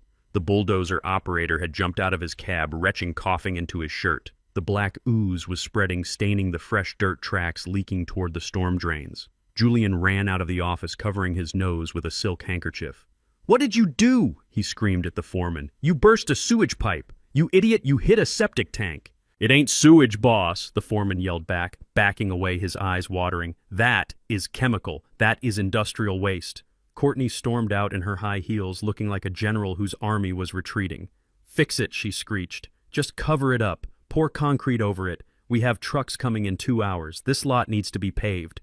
She actually thought she could pour concrete over an active chemical breach. She thought she could just put makeup on a cancer. That was when the caravan arrived. It wasn't the local police. It wasn't the sheriff. It was a line of black SUVs with government plates. They didn't use sirens. They didn't need to. They moved with the terrifying silence of absolute authority. Men and women in hazmat suits jumped out of the back of a van. They had Geiger counters and air quality monitors. They set up a perimeter tape before Julian could even catch his breath. A man in a suit walked up to Courtney. He wasn't smiling. He held up a badge. "I am Agent Miller with the EPA Region 4, he said. "Who is the site supervisor?" Courtney straightened her spine, trying to summon her usual bluster. "I am the CEO, she said, "and you are trespassing on private property. We have a minor plumbing issue. We are handling it. You need to leave." Agent Miller looked at the black sludge bubbling up from the ground. He looked at the bulldozer sitting in the middle of the breach. Then he looked at Courtney. "Ma'am," he said, his voice flat and hard, "you have breached a Class 1 containment site. You have violated a federal consent decree, and based on the readings my team is getting right now, you have released volatile organic compounds into the air. He turned to his team. Shut it down. Shut it all down. Courtney gasped. You can't. We have orders to fill. We have a bank loan to pay. You can't shut down production. Agent Miller handed her a clipboard with a red piece of paper on it. This is a cease and desist order, he said. Effective immediately. No personnel allowed within 500 yards of this breach. The facility is closed until a full remediation plan is approved and executed. He pulled a pen from his pocket. And per the violation of the deed restriction, I am issuing an immediate fine for the breach, $500,000, payable within 10 days, plus the cost of the cleanup, which I estimate will run another $2 million. Courtney's knees buckled. She grabbed Julian's arm to stay upright. $500,000, she whispered, plus $50,000 a day for every day the breach remains open, Agent Miller added. He looked around the site. Where is Thaddeus King, he asked. He signed the original decree. He knows the protocols. He is... Retired? Courtney stammered. He doesn't work here anymore. Agent Miller shook his head. Well, you better find him, he said, because unless someone knows exactly what is buried under there and how to cap it, this site is going to be a ghost town for the next 6 months. He signaled to his team. They started putting red tags on the doors, the bottling line, the warehouse, the office. I sat on my fire escape and watched the flashing lights reflecting off the low clouds. The trucks from the distributors were probably turning onto the main road right now. They would see the police tape. They would see the hazmat suits. They would turn around and drive away, taking their checks with them. The whiskey was trapped. The warehouse was locked down. The bank loan was ticking. And now the government had just handed them a bill for $500,000 they didn't have. Courtney wanted to expand. She wanted to grow. She dug deep looking for a shortcut. But she forgot the most important lesson of the land. The earth remembers. You can bury the past, but if you dig it up with a bulldozer and no respect, it will rise up and choke you. My phone rang. It was Julian. I watched it ring. I watched the screen light up with his name. I took another sip of my coffee. Let it ring. Let them breathe the air they created. Let them stand in the mess they made. I wasn't going to save them. Not yet. Because the smell of that chemical sludge was the smell of my leverage coming home to roost. And to me, sitting safe in my apartment above the bakery, it smelled like victory. In the whiskey business, we have a poetic term called the angel's share. It refers to the portion of the distilled spirit that evaporates through the pores of the oak barrels as they age. We say that the alcohol goes up to heaven to keep the angels happy, so they will bless the rest of the batch. It is a romantic idea. It makes the tourists smile when they tour the rickhouses. They imagine little cherubs sipping bourbon on a cloud, but I know the truth. No. The angels are not cute little babies with harps. In this industry, the angels are greedy. They are demanding. And if you do not respect the physics of the wood, they will not just take a share. They will take everything. I sat in my apartment reading the local weather report. A cold front was moving in. The temperature was dropping 20 degrees overnight. In a normal distillery, this would not be a problem. The thermal mass of the liquid and the insulation of the warehouse would keep the internal temperature stable. But King's Reserve was no longer a normal distillery. It was a ship being steered by a captain who had fired the crew and sold the navigation charts. 3 days ago, Julian had sent out a memo titled Utility Cost Reduction Measures. I saw a copy of it because Mrs. Higgins forwarded it to me before she cleared out her desk. Julian looked at the electricity bill for the climate control systems in the warehouses and decided it was a waste of money. He thought that because the weather was hot outside, he could just turn off the humidifiers and the temperature regulators to save a few $1,000s. He fired the maintenance team, the men who knew how to tune the iron lung. He locked the control panels. He effectively suffocated the buildings. What Julian did not understand is that a whiskey barrel is not a sealed container. It is a puzzle held together by tension. The white oak staves are not glued. They are pressed together by steel hoops. When the wood is moist and warm, it swells, pushing against the steel, creating a watertight seal. It is a perfect marriage of nature and engineering. But when you cut the humidity and drop the temperature rapidly, the wood gets thirsty. It begins to dry out, and when wood dries, it shrinks. I sat by my window and waited. I knew the physics. I knew that right now, inside warehouse number 3, thousands of white oak staves were contracting. They were pulling away from each other just a fraction of a millimeter. The steel hoops which relied on the outward pressure of the wood to stay in place were starting to loosen. They were sliding down the belly of the barrels. Gravity was about to do the rest. It started at 3 in the morning. I was not there, but I heard the story later from the fire chief, who was a friend of mine. The night watchman was a new hire, a young man named Travis, who spent most of his shift playing video games on his phone in the guard shack. He noticed a smell. At first he thought he had spilled his hand sanitizer. Then he thought maybe he had left the cap off a cleaning bottle. But the smell got stronger.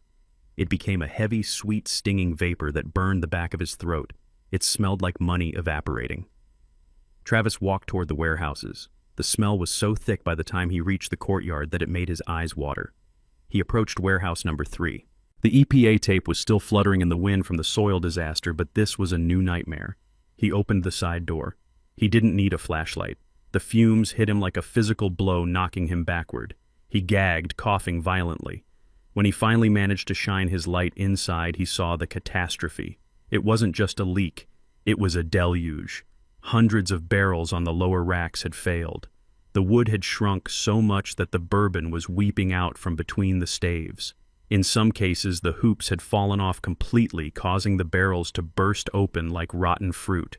Amber liquid was pouring down from the racks. It was cascading like waterfalls from the upper levels, splashing onto the concrete floor. It was a river of 20-year-old bourbon. The Founder's Reserve, the single-barrel select, the liquid gold that was supposed to save the company from the bank. It was pooling on the floor 3 inches deep. Travis panicked. He pulled out his radio to call Julian, but he dropped it in the liquid. He turned to run, but he slipped. The floor was slick with high-proof alcohol. He scrambled out of the door, his clothes soaked in a fortune. He managed to dial 911 from the landline in the shack. When the fire trucks arrived, they didn't rush in with hoses. They stopped at the gate. The fire chief recognized the smell immediately. He got on his loudspeaker. "Evacuate the perimeter," he ordered. "Nobody goes in. Nobody starts a car. Nobody lights a cigarette." The air inside that warehouse was saturated with ethanol vapor. The concentration was so high that it was essentially a bomb waiting for a spark. If a light bulb flickered, if a static shock happened, the entire building would go up in a fireball that would be seen from space. I was awake when the phone rang. It was Dante. "Thaddeus," he said, his voice shaking, "you need to turn on the news." I turned on the small television in my kitchen. The news helicopter was circling the distillery. The spotlights were sweeping over the complex. I saw the fire trucks lining the road. I saw the yellow tape, and I saw Julian and Courtney standing in the parking lot wearing bathrobes, looking small and terrified. The reporter was breathless. "Breaking news from King's Reserve Distillery," she said. "A massive chemical leak has been reported. Fire officials say thousands of gallons of high-proof alcohol have flooded the main warehouse, creating an extreme explosion hazard. Authorities are considering evacuating the residential neighborhoods within a 1-mile radius." I watched Courtney arguing with the fire chief. I could tell she was screaming. She was pointing at the warehouse, probably demanding that they go in and save the product. She wanted them to scoop the bourbon off the floor. She wanted them to plug the holes. She didn't understand that you can't save a drowning man if the water is made of gasoline. The fire chief shook his head. He was a professional. He knew that the only thing you can do in that situation is vent the building and pray. I poured myself a cup of tea. It was Earl Grey. I imagined the angels inside that warehouse. They were angry. They had been disrespected.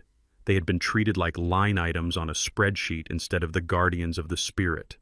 So they decided to take their share all at once. They were drinking it from the floor. They were sucking it into the air. They were reclaiming the legacy from people who didn't deserve it. My phone buzzed again. It was Julian. I answered. "Grandpa," he sobbed. He actually called me Grandpa. He hadn't called me that since he was 12 years old, asking for money to buy a video game. "What is happening, Julian?" I asked, my voice calm. "It is gone," he cried. "It is all leaking out. The barrels, they just opened up. Why did they open up? We didn't touch them." I took a sip of tea. "You changed the temperature, Julian," I said. "You tried to save money on the climate control, but it is just air," he stammered. "It is just air conditioning." "How can air break wood?" "Because wood is alive, son," I said. "Wood breathes. And when you stopped feeding it the moisture it needed, it got thirsty. It shrank. It pulled away from the steel. I paused, letting the silence stretch out. You killed the barrels, Julian. You starved them to death, and now they are bleeding out. Fix it, he begged. Tell me how to fix it. I will turn the humidifiers back on. I will flood the place with steam. Just tell me what to do. It is too late, I said. You can't unshrink a stave once the seal is broken. The vacuum is gone. The pressure is gone. That whiskey is floor cleaner now. But the bank, he whispered. The bank wants $5 million. That whiskey was the money. Yes, I said. It was. I looked at the television screen. I saw a hazmat team preparing to enter the building to ventilate the fumes. They were moving slowly, carefully. That warehouse holds 50,000 barrels, Julian said. If even 10% of them failed, you have lost 5,000 barrels. That is roughly 250,000 gallons of hazardous flammable material. I did the math in my head. And Julian, do you know what the EPA fine is for an unpermitted discharge of volatile organic compounds into the atmosphere? He didn't answer. All I heard was his jagged breathing. It makes the fine for the soil contamination look like a parking ticket, I said. I hung up the phone. I watched the news for another hour. I watched as the sun began to rise, illuminating the disaster. The liquid was seeping out from under the warehouse doors now. It was staining the concrete dark. It was running toward the storm drains where the EPA agents were frantically throwing down absorbent booms. It was a tragedy. It broke my heart to see the waste. Years of my life, years of my patience washing away into the gutter. But it was a necessary tragedy. Sometimes you have to let the house burn down to prove to the insurance company that the wiring was faulty. Courtney and Julian had wanted the distillery. They wanted the prestige. They wanted the quick cash. Now they had a toxic waste site in the parking lot and a bomb in the warehouse. The angels had taken their share, and they had left the devil with the bill. I turned off the television. I had to get dressed. I had a feeling that Dante would be coming by soon with more paperwork, and I wanted to be wearing my best suit when the inevitable happened. The collapse was no longer a possibility. It was a matter of gravity, and gravity, like justice, never sleeps. The catfish in the muddy banks of the Kentucky River are not particular creatures. They do not care about your bank account. They do not care about your social standing. They only care about the bait on your hook and the patience in your hand. I was sitting on my folding canvas chair, the one with the frayed armrest, watching the red and white bobber dance in the gentle current. It was a Tuesday morning. The air was crisp, smelling of wet earth and honeysuckle, a sharp contrast to the toxic cloud that I knew was currently suffocating my old property 5 miles down the road. I had turned off the ringer on my phone, but I had left the vibration on. It buzzed against my thigh like an angry hornet. Buzz, buzz, buzz. I ignored it. I watched a dragonfly land on the tip of my fishing rod. Buzz, buzz, buzz. It was persistent, desperate. I reached into my pocket and pulled out the screen. The name flashing there was Courtney. I let it ring until the very last second. I wanted her to sweat. I wanted her to imagine that I was unreachable, that I had disappeared into the ether, leaving her alone with the disaster she had engineered. Finally, I slid my thumb across the screen. "Hello, Courtney." "Thaddeus," she screamed. It wasn't the cool, collected voice of the CEO anymore. It was a jagged, high-pitched shriek that cracked under the weight of panic. "Where are you? We have been trying to call you for 3 hours. Why aren't you answering your emails?" I adjusted my hat to block the sun. "I am retired, Courtney," I said slowly. "Retired people don't check emails. We fish. And right now, the bluegill are biting." "You have to come in," she gasped. She sounded like she was running. I could hear background noise sirens shouting the mechanical beep of heavy machinery backing up. "Thaddeus, you have to come back. Right now. It is a disaster. The warehouse, the barrels, everything is leaking." "I know," I said. "I saw the news. It looks expensive." "It is not just expensive, it is catastrophic," she yelled. "The fire department is threatening to condemn the building. The EPA is fining us every hour, and the bank just sent a default notice." She paused, taking a ragged breath. I could hear the desperation clawing at her throat. "We need you to fix it, Thaddeus. You know the systems. You know the ventilation. You know how to talk to the inspectors. You have to come down here and tell them it is a standard procedure or something. Tell them we can cap the soil." I reeled in my line a few inches. "I can't do that, Courtney." "What do you mean you can't?" She snapped, her old arrogance trying to surface through the fear. "We are offering you a job. We will hire you as a senior consultant. We will pay you. Name your price. 200 an hour, 300. Just get down here and turn off the mess. I looked at the river. The water was brown and steady, moving relentlessly toward the ocean. It didn't rush. It didn't panic. It just flowed. I chuckled softly. A consultant, I asked. You want to hire me? Yes, she said. Whatever title you want. Master Distiller Emeritus. Just come fix the ventilation. The wood is shrinking, Thaddeus. The whiskey is pouring out like blood. Julian is useless. He is hiding in his office crying. I need someone who knows the building. I leaned back in my chair. I would love to help you, Courtney. I really would. I hate to see good whiskey go to waste. It breaks my heart. Then come, she screamed. I will send a car. But I can't. I continued, my voice hardening. Because I have a legal obligation. What legal obligation? She demanded. The one you wrote, I said. There was a silence on the line, a heavy, confused silence. I pulled a folded piece of paper from my pocket. It was the copy of the contract I had signed in the glass conference room, the one she had been too greedy to read. I unfolded it, the paper crinkling near the microphone of the phone so she could hear it. Clause 17, paragraph B, I read aloud. The non-interference and severance agreement. I waited a beat. It states very clearly that the former owner, Thaddeus King, is strictly prohibited from entering the premises, contacting employees, or influencing the operational decisions of King's Distillery in any capacity. I paused. It goes on to say that any violation of this clause will result in the forfeiture of my severance package and potential litigation for corporate sabotage. Thaddeus, that is ridiculous, Courtney argued, her voice trembling. We are waiving that. We are the owners. We can waive the contract. We are inviting you back. I don't know, Courtney, I said, playing the part of the timid old man perfectly. It sounds risky. You have very expensive lawyers. They told me that if I stepped foot on the property, I would be sued. They were very specific. They said I was a liability, that I was old wood that needed to be cleared out. I stopped reeling. I let the bait sit on the bottom. If I come down there, Courtney, and I touch those vents, if I try to fix the mess you made, I could be held liable for the damages. You could sue me for the leak. You could say I caused it. We wouldn't do that, she sobbed. We need you. You threatened to sue me for killing my wife, Courtney, I reminded her. My voice dropped to a whisper, cold as the river bottom. You threatened to dig up her medical records. You threatened to destroy my reputation to get this company. I took a deep breath. I don't trust you. And I certainly don't trust your waiver. I abide by contracts, Courtney. I am a man of my word. And my word is that I am gone. But the whiskey, she wailed. It is dying.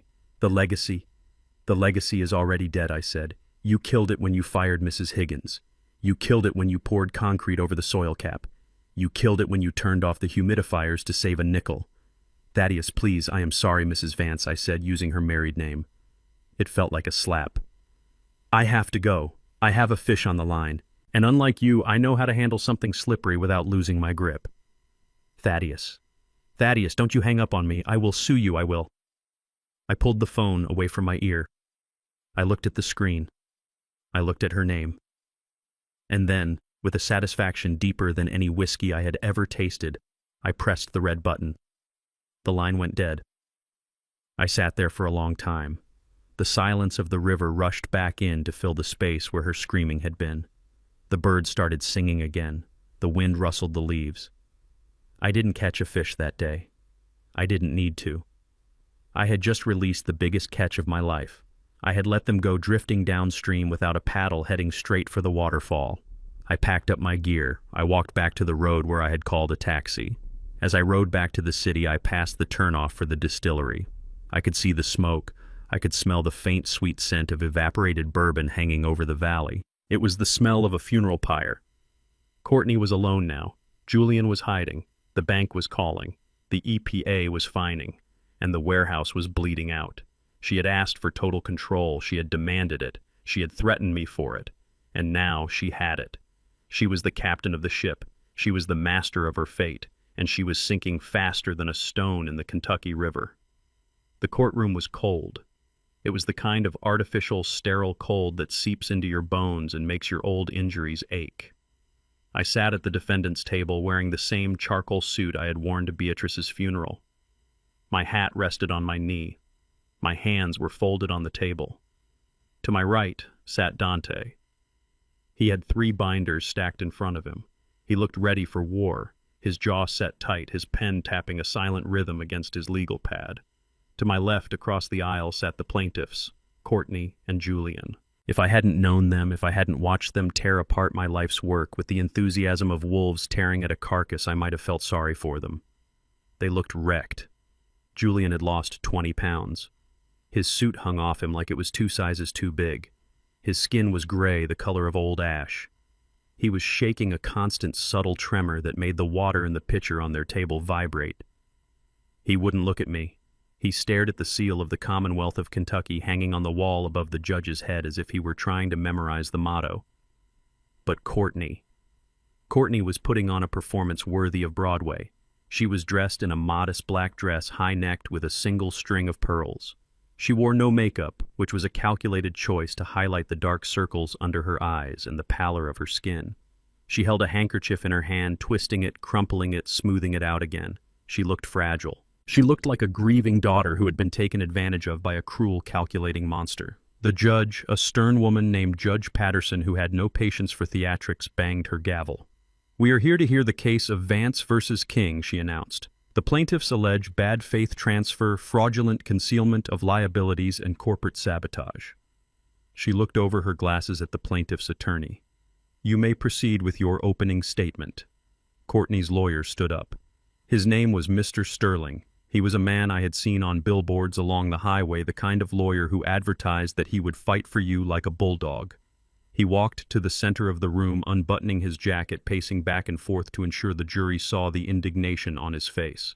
"Ladies and gentlemen of the jury," Sterling began, his voice booming, "we are here today to discuss a tragedy, not just a financial tragedy, but a human one." He pointed a finger at Courtney. "Look at this woman. Mrs. Vance is a visionary. She is a young entrepreneur who wanted nothing more than to honor her late mother's legacy. She wanted to take the family business, King's Reserve, and bring it into the modern era. She wanted to grow it. She wanted to employ people. She wanted to succeed." Sterling turned and walked toward my table. He stopped 5 feet away from me. He looked down at me with pure disgust. But she never had a chance. Because this man, Mr. Thaddeus King, decided to destroy her. He walked back to the jury box, leaning on the railing. Mr. King was angry. He was bitter that the torch was being passed. He couldn't stand the idea that the younger generation might do it better than he did. So what did he do? Did he mentor them? Did he guide them? Did he help them navigate the complex waters of the distillery business? Sterling shook his head theatrically. Number. He did not. Instead, he set a trap. A malicious, calculated, and devastating trap. He walked over to the exhibit board and slapped a photo of the leaking warehouse onto it. He handed them a company that was rotting from the inside out, Sterling shouted. He handed them a piece of land that was sitting on top of a toxic chemical dump, a fact he conveniently forgot to mention during the transfer. He handed them a ventilation system that was so antiquated, so fragile, that without his secret knowledge it was destined to fail. Sterling paced faster now, building momentum. He knew. He knew that the moment he walked out that door, the clock started ticking. He knew the bank loan had an acceleration clause that would bankrupt them in 30 days. He knew the soil cap would break if they tried to expand. He knew the barrels would leak if the vents weren't adjusted by hand. He stopped in the center of the room and spread his arms wide. He didn't just hand them the keys, ladies and gentlemen. He handed them a grenade with the pin pulled out. And then he walked away, went fishing, and waited for the explosion. He turned to look at me again. This wasn't a business transaction. This was sabotage. This was a man setting fire to his own house just so he could watch his stepchildren burn in it. He walked back to his table and placed a hand on Courtney's shoulder. She dabbed at her eyes with the handkerchief, letting out a soft, audible sob. "We are asking the court to right this wrong," Sterling concluded. "We are asking for the restoration of funds. We are asking for punitive damages." He paused for effect. "We are demanding $10 million in compensation for the destruction of the King's Reserve brand and the emotional distress inflicted upon my clients." $10 million. A murmur went through the courtroom. I didn't flinch. I sat there stone-faced watching the show. They wanted $10 million. They wanted the money I didn't have. They wanted to take my retirement, my savings, my dignity, and the shirt off my back to pay for their own incompetence. Sterling sat down. Courtney squeezed his hand gratefully. "Call your first witness," the judge said. I call Mrs. Courtney Vance to the stand, Sterling said. Courtney stood up slowly. She walked to the witness stand as if she were walking to the gallows. She took the oath, her voice trembling just enough to sound brave. Mrs. Vance, Sterling said gently, "Tell the jury about the day you took over the company." Courtney took a deep breath. She looked at the jury, making eye contact with the grandmother in the front row. "It was supposed to be the happiest day of my life," she began softly. "My mother Beatrice loved that distillery. She always told me that one day it would be ours. When she passed Julian, and I just wanted to make her proud." She sniffled.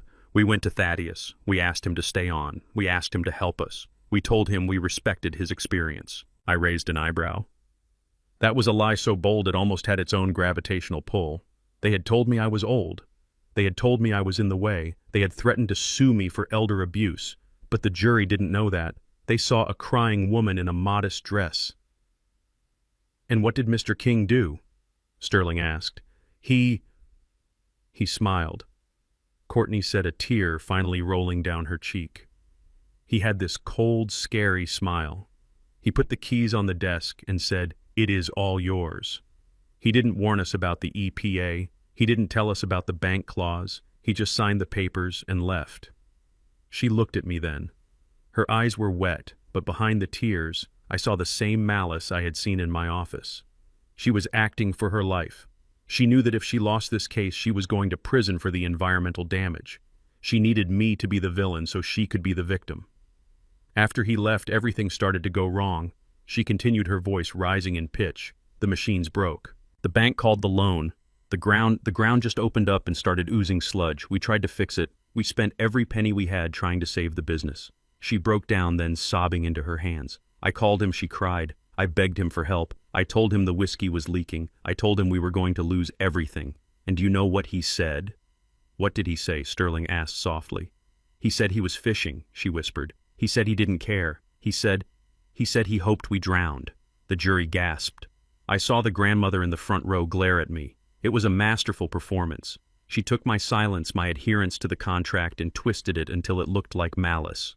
She took her own greed and painted it as ambition. She took her own failure and painted it as victimization. Sterling let the silence hang in the air for a long moment. "Thank you, Mrs. Vance," he said. "No further questions." The judge looked at Dante. "Mr. Ross, your witness." Dante stood up. He didn't rush. He buttoned his jacket. He picked up a single piece of paper from his stack. He walked toward the witness stand. He didn't look angry. He looked like a teacher who was about to correct a student who hadn't done their homework. "Mrs. Vance," Dante said politely, "you stated that you asked Mr. King to stay on and help you. Is that correct?" "Yes," Courtney said, wiping her eyes. "We begged him." Dante nodded. He walked back to the defense table and picked up another document. "And yet," he said, holding up the paper, "I have here a draft of a lawsuit prepared by your legal team dated 3 days before the transfer. A lawsuit threatening to charge Mr. King with the wrongful death of your mother if he did not step down immediately." Courtney froze. Her hand stopped midway to her face. "Objection," Sterling shouted, jumping up. "That document is privileged. It was never filed. It goes to state of mind, Your Honor," Dante said calmly. "The witness claims she begged him to stay. This document suggests she threatened to destroy him if he didn't leave." "Overruled," the judge said. "The witness will answer." Courtney shifted in her seat. Her fragility started to crack. We were just exploring our options," she stammered. "We were concerned about Mom's care." "I see," Dante said. He put the paper down. "Let's talk about the transfer agreement. You signed it, correct?" "Yes." "And you read it?" "Of course I read it," she snapped, her tone sharpening. "I am a businesswoman." Dante smiled. "Then you are aware of the schedule of liabilities attached to the agreement." "Schedule of liabilities." She frowned. There was just a standard list. Dante walked to the projector. He placed a transparency on the glass. It was page 42 of the contract. The font was blown up so everyone could see it. Right there, Dante said, pointing with a laser pen. Item 1, EPA deed restriction regarding subsurface chemical containment. Item 2, First Commercial Bank Keyman acceleration clause. He turned to Courtney. "It is in bold text, Mrs. Vance, directly above your signature." Courtney stared at the screen. She blinked. She had never seen those words. She had been too busy counting the money in her head to read the paper in front of her. I must have missed that," she whispered. "You missed a toxic waste dump and a $5 million debt," Dante asked, his voice incredulous. It was hidden, she shouted, her mask slipping completely. He hid it. He tricked us. Dante turned off the projector. The room went slightly darker. Mrs. Vance, Dante said, walking closer to her. You claim Mr. King gave you a broken ship, but isn't it true that you fired the entire maintenance crew on your second day? We were cutting costs, she defended. Isn't it true you turned off the humidity control systems against the advice of the foreman? It was summer. It was hot. We didn't need heat. And isn't it true, Dante said, his voice dropping to a low, dangerous register, that you ordered the bulldozing of the south lot despite seeing the red markers indicating a containment zone? Courtney looked at Sterling for help. He was shuffling papers, looking frantic. He didn't tell us, she screamed, pointing at me again. He should have told us. He stood there and watched us sign our lives away. Dante stopped. He looked at me. Then he looked back at her. Mr. King gave you exactly what you asked for, Mrs. Vance. He gave you the assets, and he gave you the liabilities. You wanted to be the boss. Dante leaned in. Being the boss means reading the fine print. He turned his back on her. No further questions, Your Honor. Courtney sat there, her chest heaving. The jury was no longer looking at her with pity. They were looking at the screen where the words EPA deed restriction were burned into their retinas. She stepped down from the stand, her legs shaky. She walked back to her table and collapsed into her chair. Julian wouldn't even look at her. He was staring at his hands, shaking harder than before. Sterling stood up, trying to salvage the disaster. The defense is trying to confuse you with technicalities, he shouted to the jury. The fact remains that Mr. King acted in bad faith. He knew they would fail. He slammed his fist on the table. We demand justice. We demand $10 million to repair the damage this man caused. I sat there listening to him scream. $10 million. They still didn't get it. They thought this was about money. They thought they could sue their way out of a physics problem. I looked at Dante. He gave me a small nod. It was time. They had made their case. They had cried their tears. They had shown the world their greed. Now it was time to show them the one thing they had overlooked, the one sentence that would turn their demand for $10 million into a confession of theft. I reached into my pocket and touched the small velvet bag I had brought with me. Inside was not a piece of paper. It was a sample of what they were trying to sell. I took a deep breath. The trap was sprung. Now we just had to close the door. The courtroom was silent, but it was not an empty silence. It was the heavy, suffocating silence of a storm holding its breath before the lightning strikes. Mr. Sterling, the lawyer for Courtney and Julian, had finished his theatrics. He sat down, wiping his forehead, looking pleased with himself. He thought he had painted a masterpiece. He thought he had portrayed me as a vengeful old man who had spitefully destroyed his own legacy just to hurt his stepchildren. I did not move. I did not frown. I did not shake my head in disagreement. I simply sat there with my hands folded on the table, my hat resting on my knee. I have learned in 73 years that truth does not need to shout. Lies are loud. Lies are desperate. Truth is like the limestone bedrock under Kentucky. It just sits there waiting for you to dig deep enough to find it. The jury was looking at me. I could feel their eyes. They were judging the cut of my suit. They were judging the lines on my face. They were wondering if I really was capable of such malice. I met their gaze. I didn't try to look innocent. I just looked like a man who had nothing left to hide. Beside me, Dante Ross stood up. He did not rush. He did not knock over his water glass. He did not pace the floor like a tiger in a cage. He buttoned his jacket with a slow, deliberate movement. He adjusted his cuffs. He picked up a single file folder from the table. Your Honor, Dante said. His voice was not a boom like Sterling's. It was a clear, resonant baritone. It was the voice of a man who checks the foundation before he builds the house.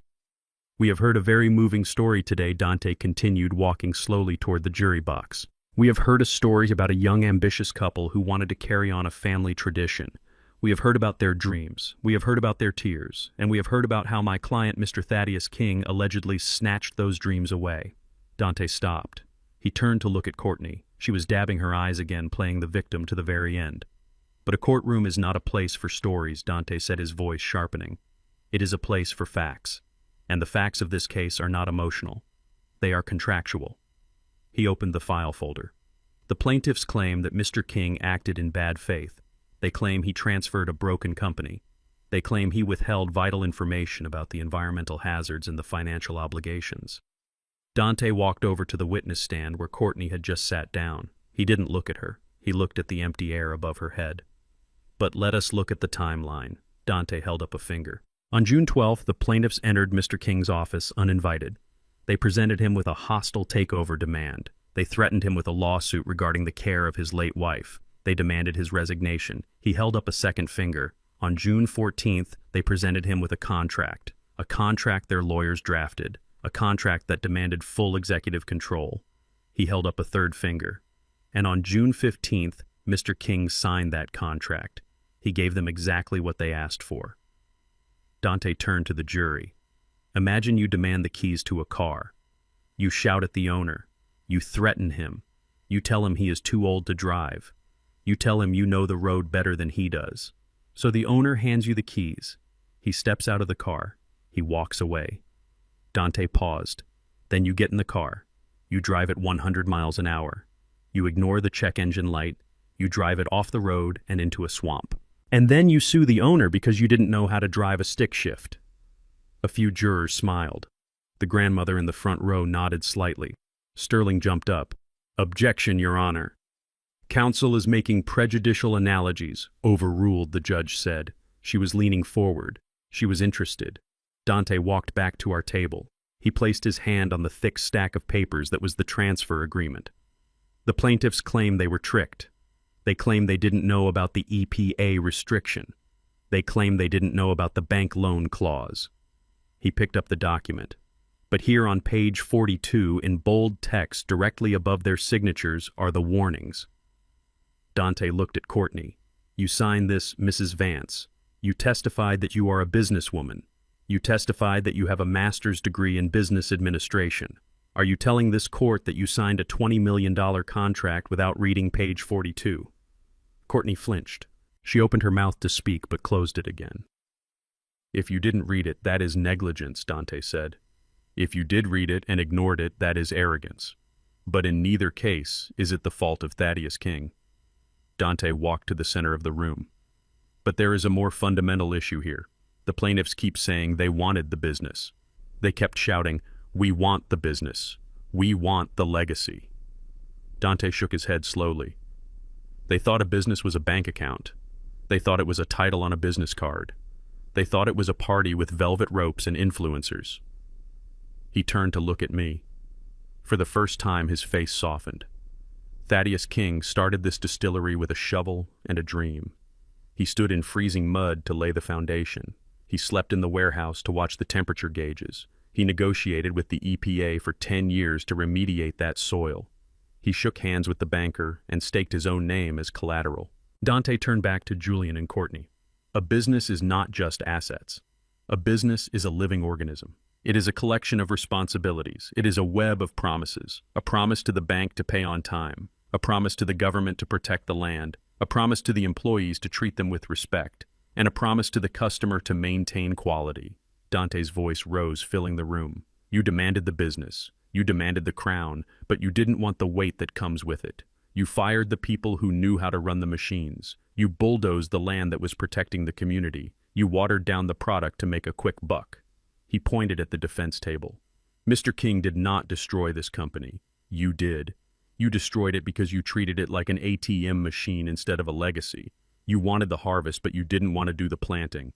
Courtney was staring at Dante with pure hatred. Julian was looking at his hands, trembling so hard the table was shaking. Dante walked over to the judge's bench. Your Honor, the defense moves for a dismissal of all charges. The plaintiff signed a total liability waiver. It is Exhibit A. It states that upon transfer, the new owners assume all operational risks known and unknown. He turned to the jury one last time. My client warned them. He told them to be careful with the numbers. He told them not to rush the whiskey. He told them not to open the warehouse. They ignored him. They mocked him. They called him old and useless. Dante stopped. He looked at me. Thaddeus King gave them the business. He gave them the opportunity of a lifetime. The fact that they burned it to the ground in 30 days is not fraud. It is a tragedy of their own making. Dante sat down. The courtroom was quiet again. But it was a different kind of quiet. Before it was the silence of judgment against me. Now it was the silence of realization. I looked at Julian. He was pale. He was sweating. He knew that Dante was right. He knew that he had been the one to order the bulldozer. He knew he had been the one to ignore the temperature gauges. I looked at Courtney. She wasn't looking at the jury anymore. She was looking at the exit. She was calculating. She realized that her victim act hadn't worked. She realized that the contract she had been so eager to sign was now a cage she had built for herself. The judge cleared her throat. She looked at the documents in front of her. She looked at the bold text on page 42. "Mr. Sterling," the judge said, looking at the plaintiff's lawyer, "do you have any redirect?" Sterling stood up. He looked tired. He knew he was fighting a losing battle. He mumbled a few questions about intent and malicious compliance, but his heart wasn't in it. I sat there and felt a strange sense of peace. I wasn't happy. No man is happy to see his life's work destroyed in a courtroom. But I felt clean. I had told the truth. I had kept my word. I had honored the contract. Dante leaned over to me and whispered, "How did I do?" I looked at him. I saw the young boy I had sent to law school. I saw the man who had stood by me when everyone else had run away. "You did good, son," I whispered back. "You built a strong barrel." Dante smiled. "But we aren't done yet," I said softly. Dante looked at me confused. "We defended the transfer," I said. "We proved they own the business." "Yes," Dante said. "That gets you off the hook for the $10 million. I looked across the aisle at Courtney. She was whispering frantically to her lawyer, pointing at some papers. "We proved they own the business," I repeated. "They own the liabilities. They own the fines. They own the debt." I reached into my pocket and touched the small velvet bag again. "But Dante," I said, my voice low, "we haven't talked about what they don't own." Dante's eyes widened. He remembered the appendix. He remembered the clause about the artisan property. "Thaddeus," he whispered, "are you sure? If we drop this now, it will destroy them completely. It won't just be bankruptcy. It will be humiliation." I looked at Julian. I remembered him as a boy running through the cornfields. I remembered trying to teach him to fish. I remembered the way he had laughed when he handed me that check for $100,000. "They wanted to erase me, Dante," I said. "They wanted to pretend I never existed. They wanted to take the King name and paste it on a bottle of swill." I took the velvet bag out of my pocket and placed it on the table. "It is time to remind them who the King really is." The judge looked up.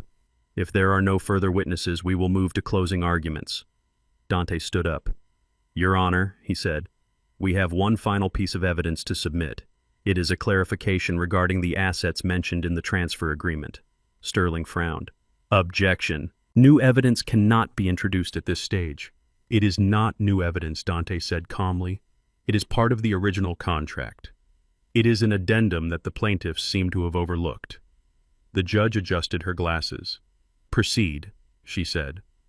Dante picked up the contract again. He turned to the very back, to the appendix, to the page that looked like boring standard storage agreements.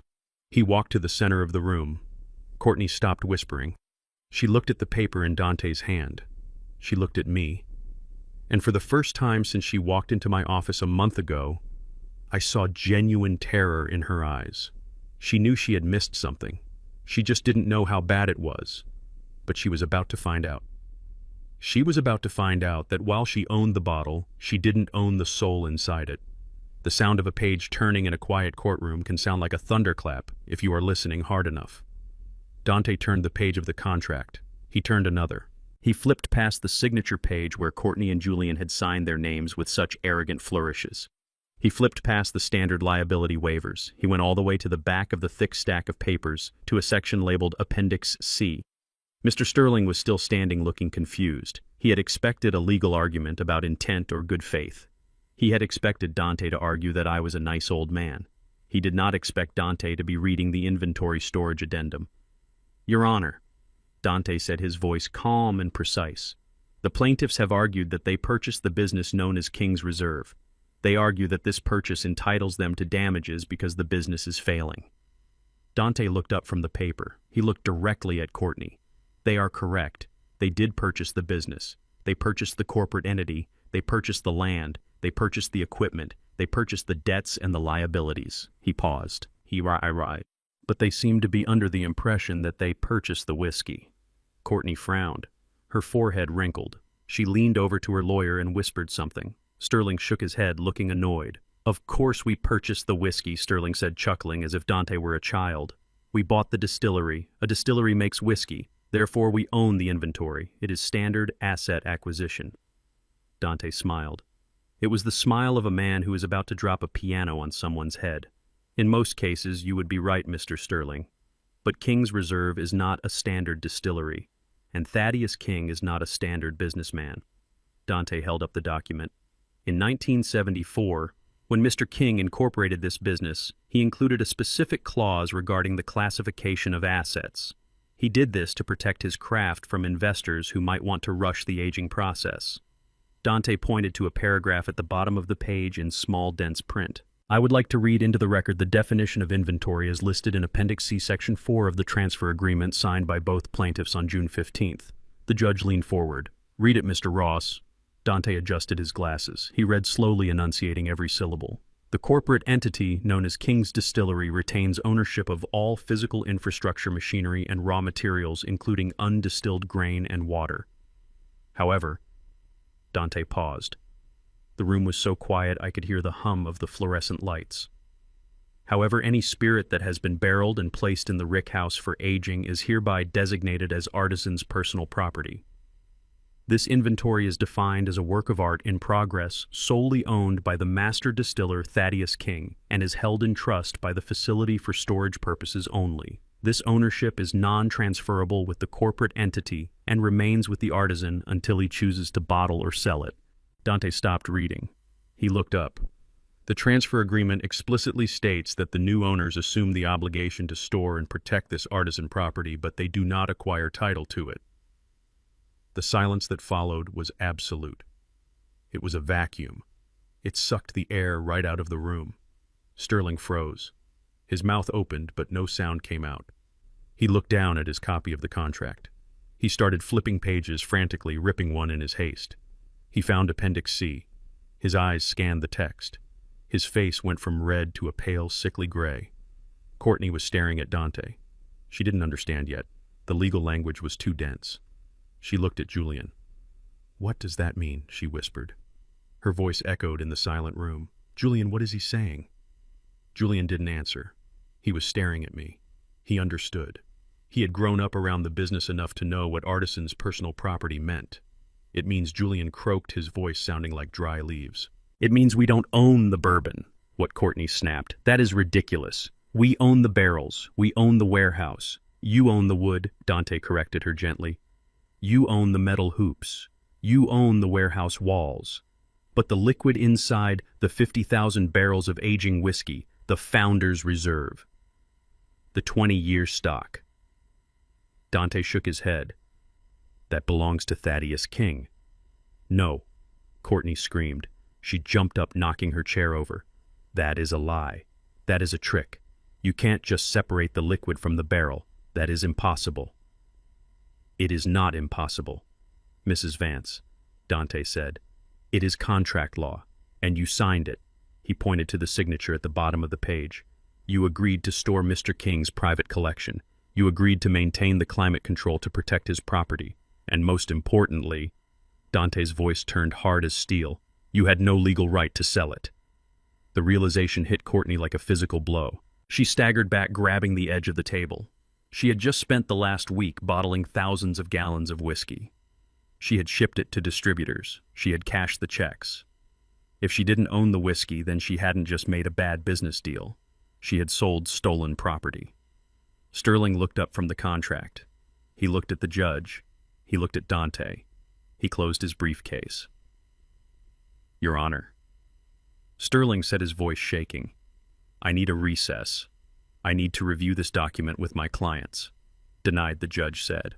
Her eyes were hard. She looked at Courtney. "Mrs. Vance, are you telling this court that you have been liquidating inventory that is explicitly defined as the personal property of the defendant?" "We didn't know," Courtney shrieked. "It was in the fine print." He hit it. "It is in the contract you signed," the judge snapped. "Ignorance of the terms is not a defense for theft." Theft.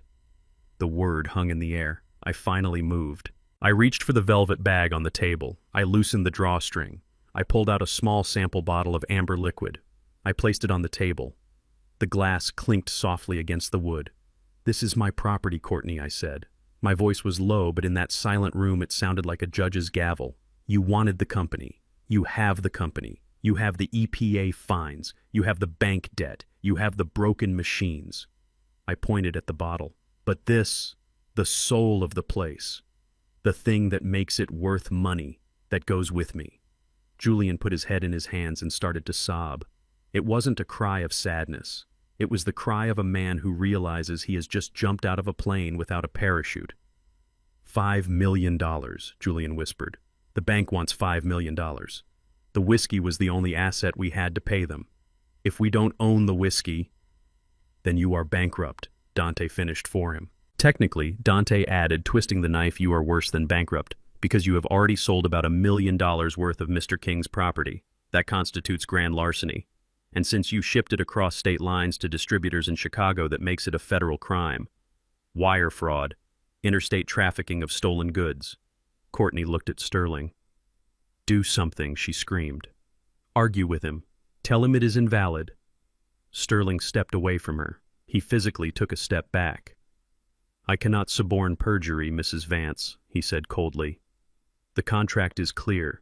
If you sold that inventory, you have committed a felony. I cannot represent you in a criminal matter." He looked at the judge. "I move to withdraw as counsel, Your Honor." "Granted," the judge said. Courtney stood alone. Her lawyer had abandoned her. Her husband was broken. Her stepfather, the man she had tried to destroy, sat calmly across the aisle holding a bottle of the whiskey she had tried to steal. She looked at me. Her eyes were pleading. She was searching for any shred of the man who used to pay for her vacations, the man who used to buy her birthday presents. "Thaddeus," she whispered, "you can't do this. You can't let them arrest me. We are family." I looked at her. I looked at the woman who had bulldozed the toxic soil. I looked at the woman who had fired Mrs. Higgins. I looked at the woman who had turned off the vents and let the angels choke. I stood up. I picked up my hat. "You wanted a transition, Courtney," I said. "You wanted a new era." I put my hat on. "Welcome to the new era. It is called accountability." I turned to the judge. "Your Honor, the defense rests." The judge nodded. "Case dismissed," she said. She banged her gavel. But the sound didn't end there. As the gavel hit the wood, the doors at the back of the courtroom opened. 2 men in suits walked in. They weren't lawyers. They were wearing badges on their belts. FBI. They had been waiting. Dante had sent the tip about the interstate shipment of stolen goods 3 days ago. Courtney saw them. Her face went white. She looked at the exit, but there was nowhere to go. I walked past her. I didn't stop. I didn't gloat. I just walked. Julian grabbed my sleeve as I passed. "Grandpa," he wept. "Please. The bank, the debt, help us." I looked down at his hand on my jacket. I gently removed it. "I warned you, Julian," I said softly. "I told you the numbers bite." I walked out of the courtroom. Dante was right beside me. Thaddeus, Dante said as we hit the hallway. "That was cold." I looked at the young man. "Cold, no Dante. That was just physics." I walked toward the elevator. I had my legacy back. The whiskey was mine, the barrels were mine, but the building, the land, the debt that belonged to the Vances. And they were about to find out just how heavy a crown can be when you don't have the neck to hold it up. The judge had left the bench. The gavel had fallen. The FBI agents were standing by the double doors, patient and silent, waiting for the civil matter to conclude before they began their criminal proceedings. But for a few moments there was a strange, suspended reality in that courtroom. It was the moment when the adrenaline fades and the cold, hard math of survival kicks in. Courtney was still gripping the edge of the mahogany table. Her knuckles were white. The color had drained from her face, leaving her looking like a porcelain doll that had been dropped and glued back together wrong. She looked at me then, at the contract, then back at me. She was trying to run the numbers in her head. She was trying to find a loophole. She was trying to find an exit. But there were no exits. I had bricked them all up one by one over the last 30 days. Julian was slumped in his chair. He wasn't looking for a loophole. He was staring at the ceiling, his mouth slightly open, breathing in short, shallow gasps. He knew. He had grown up in the distillery. He knew exactly what it meant to own the wood but not the water. Thaddeus Courtney whispered. Her voice was trembling. It sounded like dry leaves scraping against pavement. This doesn't make sense. If you own the whiskey, then what do we own? I walked over to their table. I didn't sit down. I stood over them, casting a long shadow that stretched across their legal papers and their spilled water glasses. I looked down at them with the pity one feels for a creature that has run itself off a cliff. You own the shell, Courtney, I said softly. She blinked, confused. The shell. I gestured to the window toward the distant hills where the distillery stood. You own the land, I explained. The land that is currently oozing toxic sludge.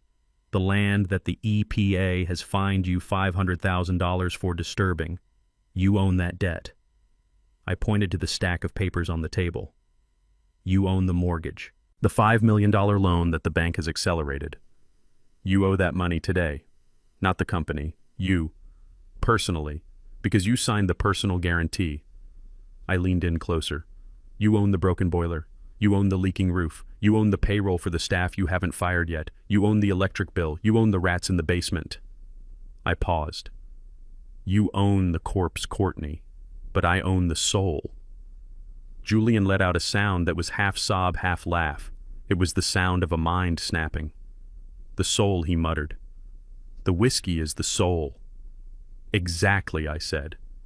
I picked up the sample bottle of amber liquid I had placed on the table earlier. I held it up to the light. It glowed with a rich, deep copper color. This is 50 years of my life, I said. This is Beatrice's memory. This is the sweat of the men you fired. This is the patience you never had. I set the bottle back down. And since the court has just ruled that this is my personal property sitting inside your warehouse, we have a problem. Courtney looked up. Her eyes were desperate. We can work something out, she stammered. We can buy it from you? We can set up a payment plan. We will pay you a royalty. 10%. No 20%. I shook my head.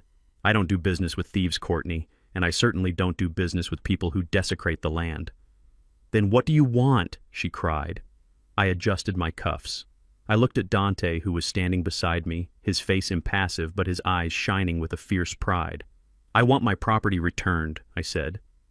Courtney frowned. Returned. Yes, I said. You are currently in possession of 50,000 barrels of my artisan bourbon. I did not give you permission to store it. I did not sign a lease agreement with you. I checked my watch. So as the owner of said property, I am issuing a formal demand. I want my goods removed from your premises. Remove them, Julian whispered. Yes, I said. I want them out. All of them. Courtney looked at me as if I had asked her to move the moon. Thaddeus, she said, her voice rising in panic. That is 50,000 barrels. They weigh 500 pounds each. We can't just move them.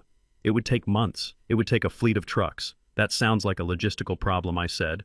And since you are the CEO of a logistics company, I assume you can figure it out. I can't, she screamed. The EPA has the site locked down. We can't bring trucks in. The roads are blocked. I shrugged. Then I guess you are in a bind. I pulled a small notebook from my pocket. I opened it to a blank page. I took out my pen. You see, Courtney, in the storage business space is money, and you are currently occupying 50,000 spots that you don't own. You are holding my property hostage in a facility that is unsafe, leaking, and legally compromised. I started writing on the pad. So here is the deal. I will give you 24 hours. 24 hours, she gasped. 24 hours to move 50,000 barrels of whiskey to a safe bonded location of my choosing, I said. And if we can't, she asked, tears streaming down her face. I looked up from my notepad. Then I will have to charge you rent. Rent, Julian asked. Storage fees, I corrected him. Unauthorized storage of hazardous high-value artisan goods. I tapped the pen against my chin, pretending to calculate. Now usually a bonded warehouse charges a few dollars a month per barrel. But this isn't a normal situation. My property is at risk. My property is sitting above a toxic waste site. My property is being mishandled by incompetent management. I looked them dead in the eye. So the risk premium applies. I wrote a number on the paper. $100, I said. $100 a month, Courtney asked, hopeful. No, I said. $100 per barrel. Per day. The room went silent again. The kind of silence that happens when a bomb goes off and your ears are ringing so loud you can't hear the debris falling. Julian's eyes rolled back in his head for a second. He was doing the math. I could see his lips moving. 50,000 barrels, he whispered. Times $100, I added. Julian stopped. He looked at Courtney. He looked at me. That is $5 million, he choked out. Correct, I said. $5 million a day, Courtney screamed. That is extortion. That is impossible. You can't charge that. I can, I said calmly. And I will. It is a standard penalty rate for unauthorized retention of assets. Dante has the paperwork ready. I tore the page out of my notebook and slid it across the table. It landed right next to the voided check for $100,000 they had tried to give me a month ago. $5 million a day, Courtney. Starting tomorrow at noon. I leaned forward, placing both hands on the table. Let's look at your cash flow, shall we? I counted on my fingers.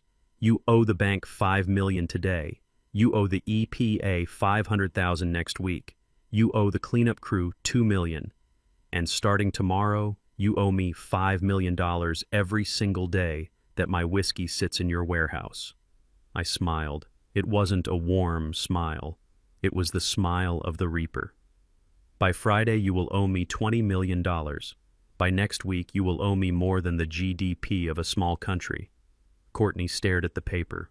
Her mouth was opening and closing like a fish on a dock. She couldn't breathe. The weight of the numbers was crushing her chest. You planned this, she whispered. You knew. You knew we couldn't move it. You knew we couldn't pay it. I stood up straight. I gave you exactly what you wanted, Courtney. You wanted the business. You wanted the keys. You wanted to be the boss. I put my pen back in my pocket. Well, this is what being the boss looks like. It looks like bills you can't pay and problems you can't solve. I turned to Dante. Send the invoice, Dante. Net zero terms. Payable upon receipt. Dante nodded, his face grim but satisfied. Consider it done, Thaddeus. I looked back at the Vances one last time. They were holding hands now, not out of love but out of sheer terror. They were clinging to each other as the ship went down. You have 24 hours, I said. I suggest you start carrying barrels. I turned and walked away. Behind me I heard a sound. It wasn't a scream. It wasn't a cry. It was the soft, dull thud of a body hitting the floor. Julian had fainted. The math had finally hit him harder than any fist ever could. $5 million a day. It was a number so big it didn't just bankrupt you. It erased you. I didn't turn around. I kept walking toward the door where the FBI agents were waiting. My work here was done. The shell was crushed. The account was closed. And the King's Reserve. It was safe, because they couldn't move it. They couldn't sell it, and they certainly couldn't pay for it. The only way out was total surrender, and even that might not be enough to save them now. The sound of a man hitting the floor in a quiet courtroom is heavier than you might expect. It is a dead weight sound, a final sound. Julian didn't swoon like a lady in an old movie. He crumbled. His knees unlocked, his eyes rolled back, and he went down like a sack of wet grain. The math had killed him. The realization that he owed me $5 million a day had simply shut down his brain. I didn't move to help him. I stayed where I was, my hand resting on the neck of the whiskey bottle I had placed on the table. But Courtney didn't faint. She exploded. When she saw her husband hit the floor, she didn't kneel beside him. She didn't call for a medic. She screamed. It was a raw, animalistic sound that tore through the air conditioning and bounced off the wood paneling. She started clawing at the table, her fingernails scratching deep grooves into the varnish. "You did this," she shrieked, pointing a shaking finger at me. "You ruined us. You planned this. You are a monster." She lunged toward me, her face twisted into a mask of pure hatred. The FBI agents were fast. They stepped in front of her, blocking her path. "Ma'am, step back," the agent ordered. "I am not stepping back," she yelled, spitting the words. "He stole my company. He stole my life. He is charging me rent for my own warehouse." She turned to the judge, who was banging the gavel in vain. "Tell him to stop. Tell him he can't charge $5 million. I don't have it. I don't have anything." The agents grabbed her arms. That was when she broke. She started thrashing, kicking, screaming obscenities that made the court stenographer flinch. It wasn't the reaction of a CEO. It was the reaction of a cornered rat realizing the trap had snapped shut. They dragged her out. Her screams echoed down the hallway long after the doors swung shut. "I will kill you, Thaddeus. I will burn it all down." I stood alone in the center of the room. Julian was being loaded onto a stretcher by the paramedics. He looked small, defeated. He woke up just as they were wheeling him out. He looked at me, his eyes unfocused, filled with a terror that would never leave him. I put my hat on. I picked up my sample bottle. The show was over. But the cleanup was just beginning. The collapse of the Vance empire was fast. It was brutal. It was efficient. When you owe the bank $5 million, the government $2 million, and a private creditor, me $20 million by the end of the week, there is no reorganization. There is no Chapter 11. There is only immediate total liquidation. The bank moved first. Mr. Franklin, the bank president, who had trusted me for 30 years, didn't hesitate. He invoked the foreclosure clause on the real estate.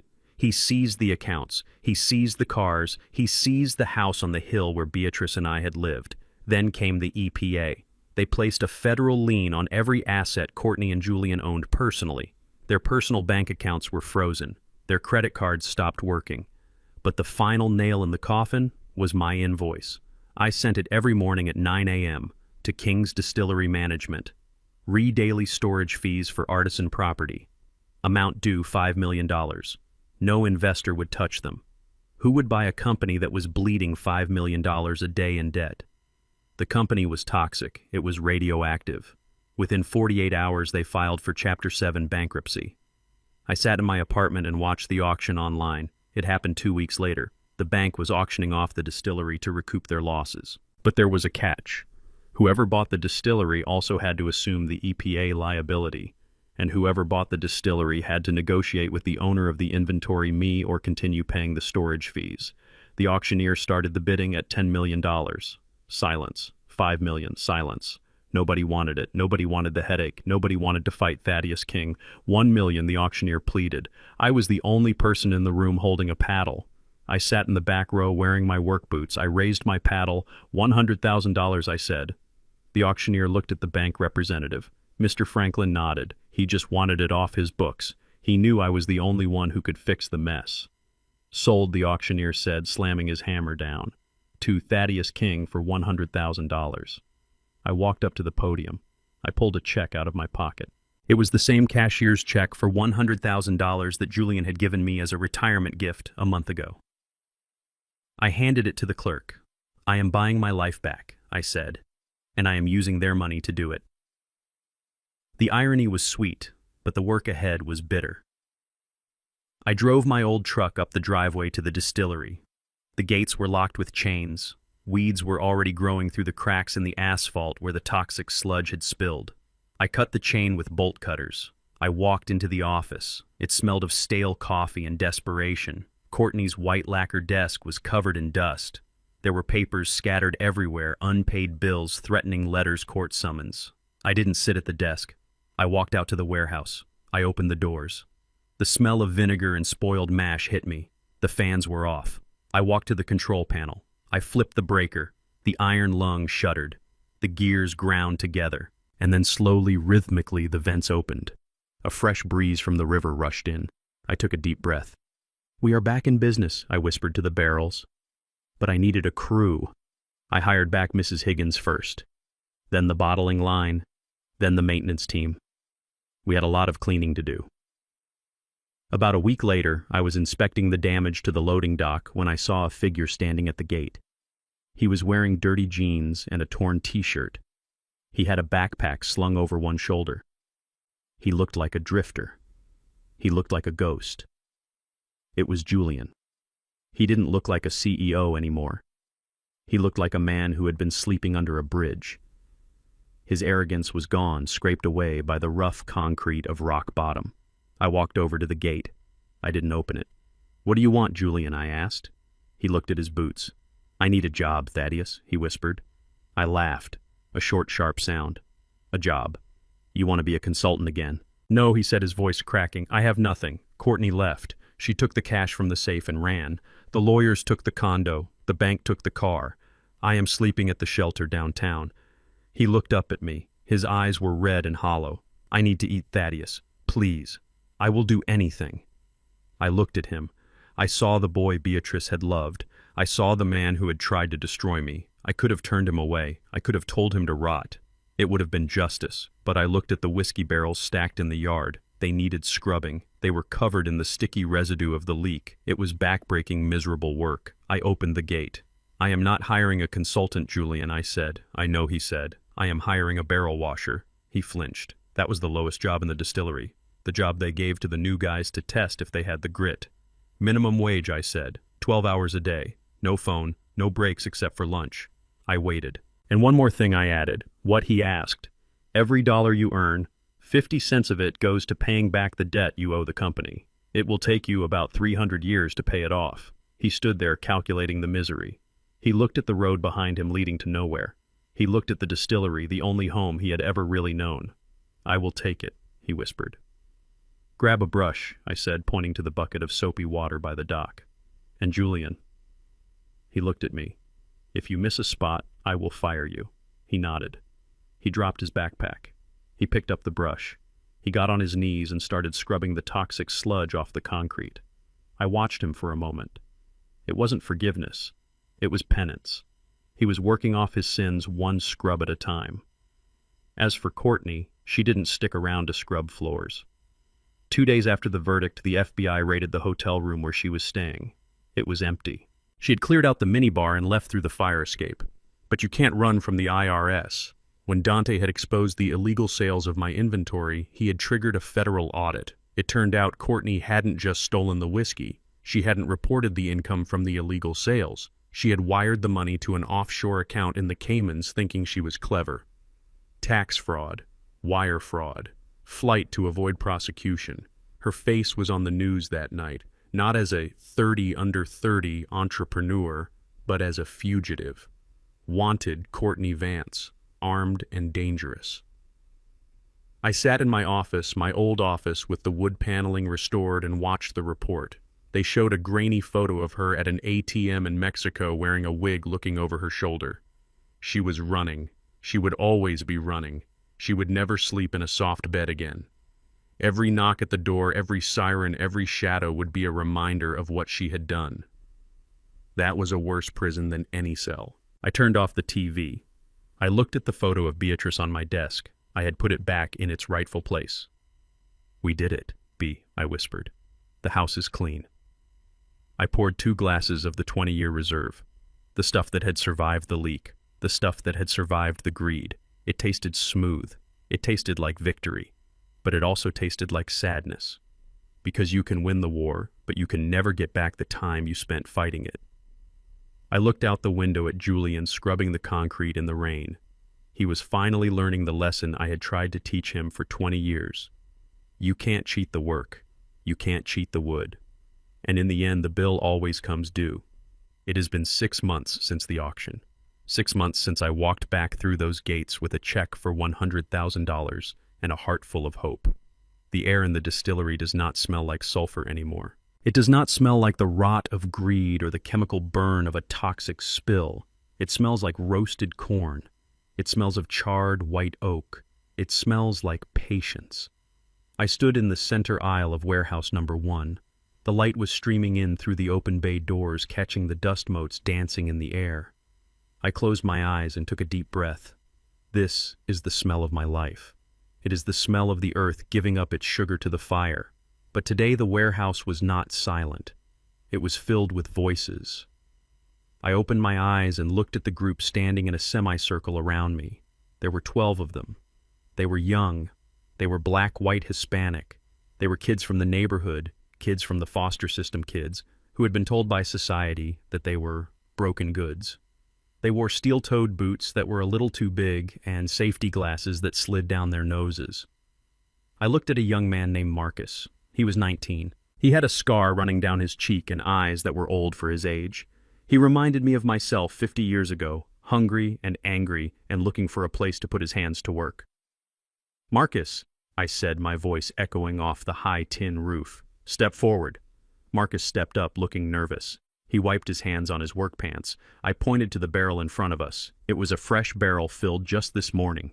The wood was still weeping sap from the heat of the char. "Put your hand on the stave," I said. Marcus hesitated. He reached out and touched the rough wood. "What do you feel?" I asked.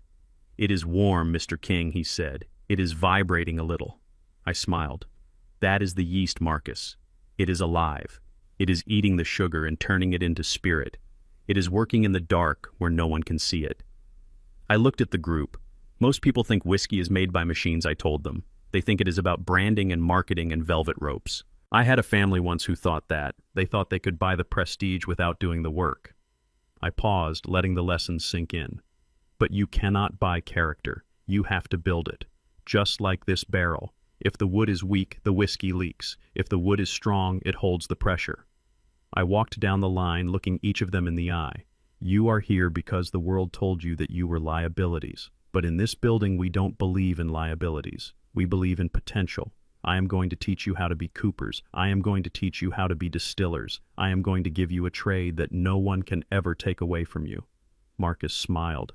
It was a real smile, wide and bright. Thank you, Mr. King, he said. Don't thank me yet, son, I said, patting his shoulder. You have 3,000 barrels to roll before lunch. Get to work.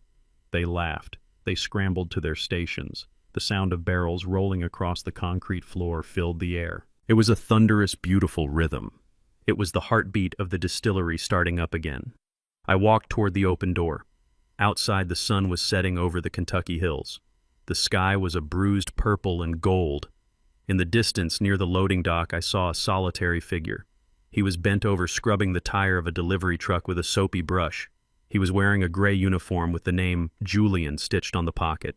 He looked up and saw me. He saw the kids working inside. He saw the life returning to the place he had almost killed.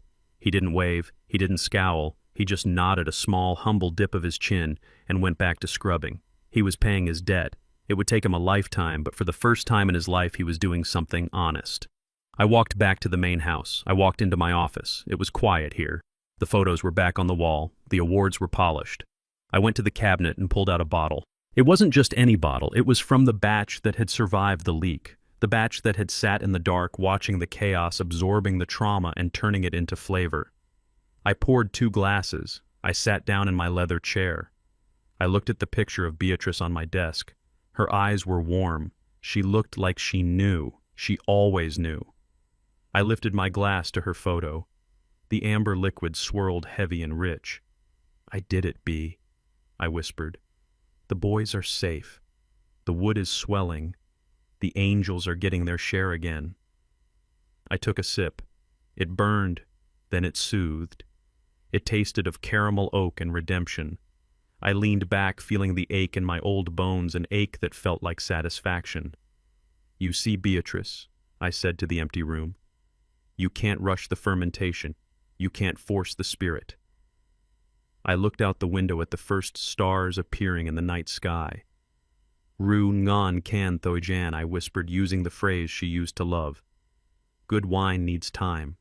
I smiled. And justice is the same way. It might be slow, it might sit in the dark for years, but when you finally uncork it, oh, it has a kick. I finished the glass. I turned off the lamp. I sat in the dark, listening to the hum of the distillery, the sound of a legacy that was finally truly mine. Greed is a fire that consumes the arsonist first. My stepchildren thought inheritance was a right, not a responsibility. They saw the golden egg but tried to slaughter the goose.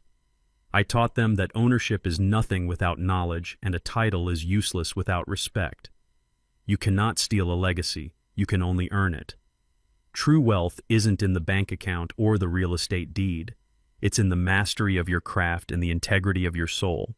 When you try to take what isn't yours, be careful, you might just get exactly what you asked for.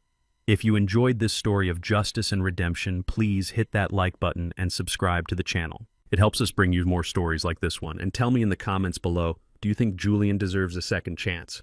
Or should Thaddeus have kicked him to the curb? I read every single comment. Thanks for watching, and remember, keep your head up and your foundation strong. See you in the next video.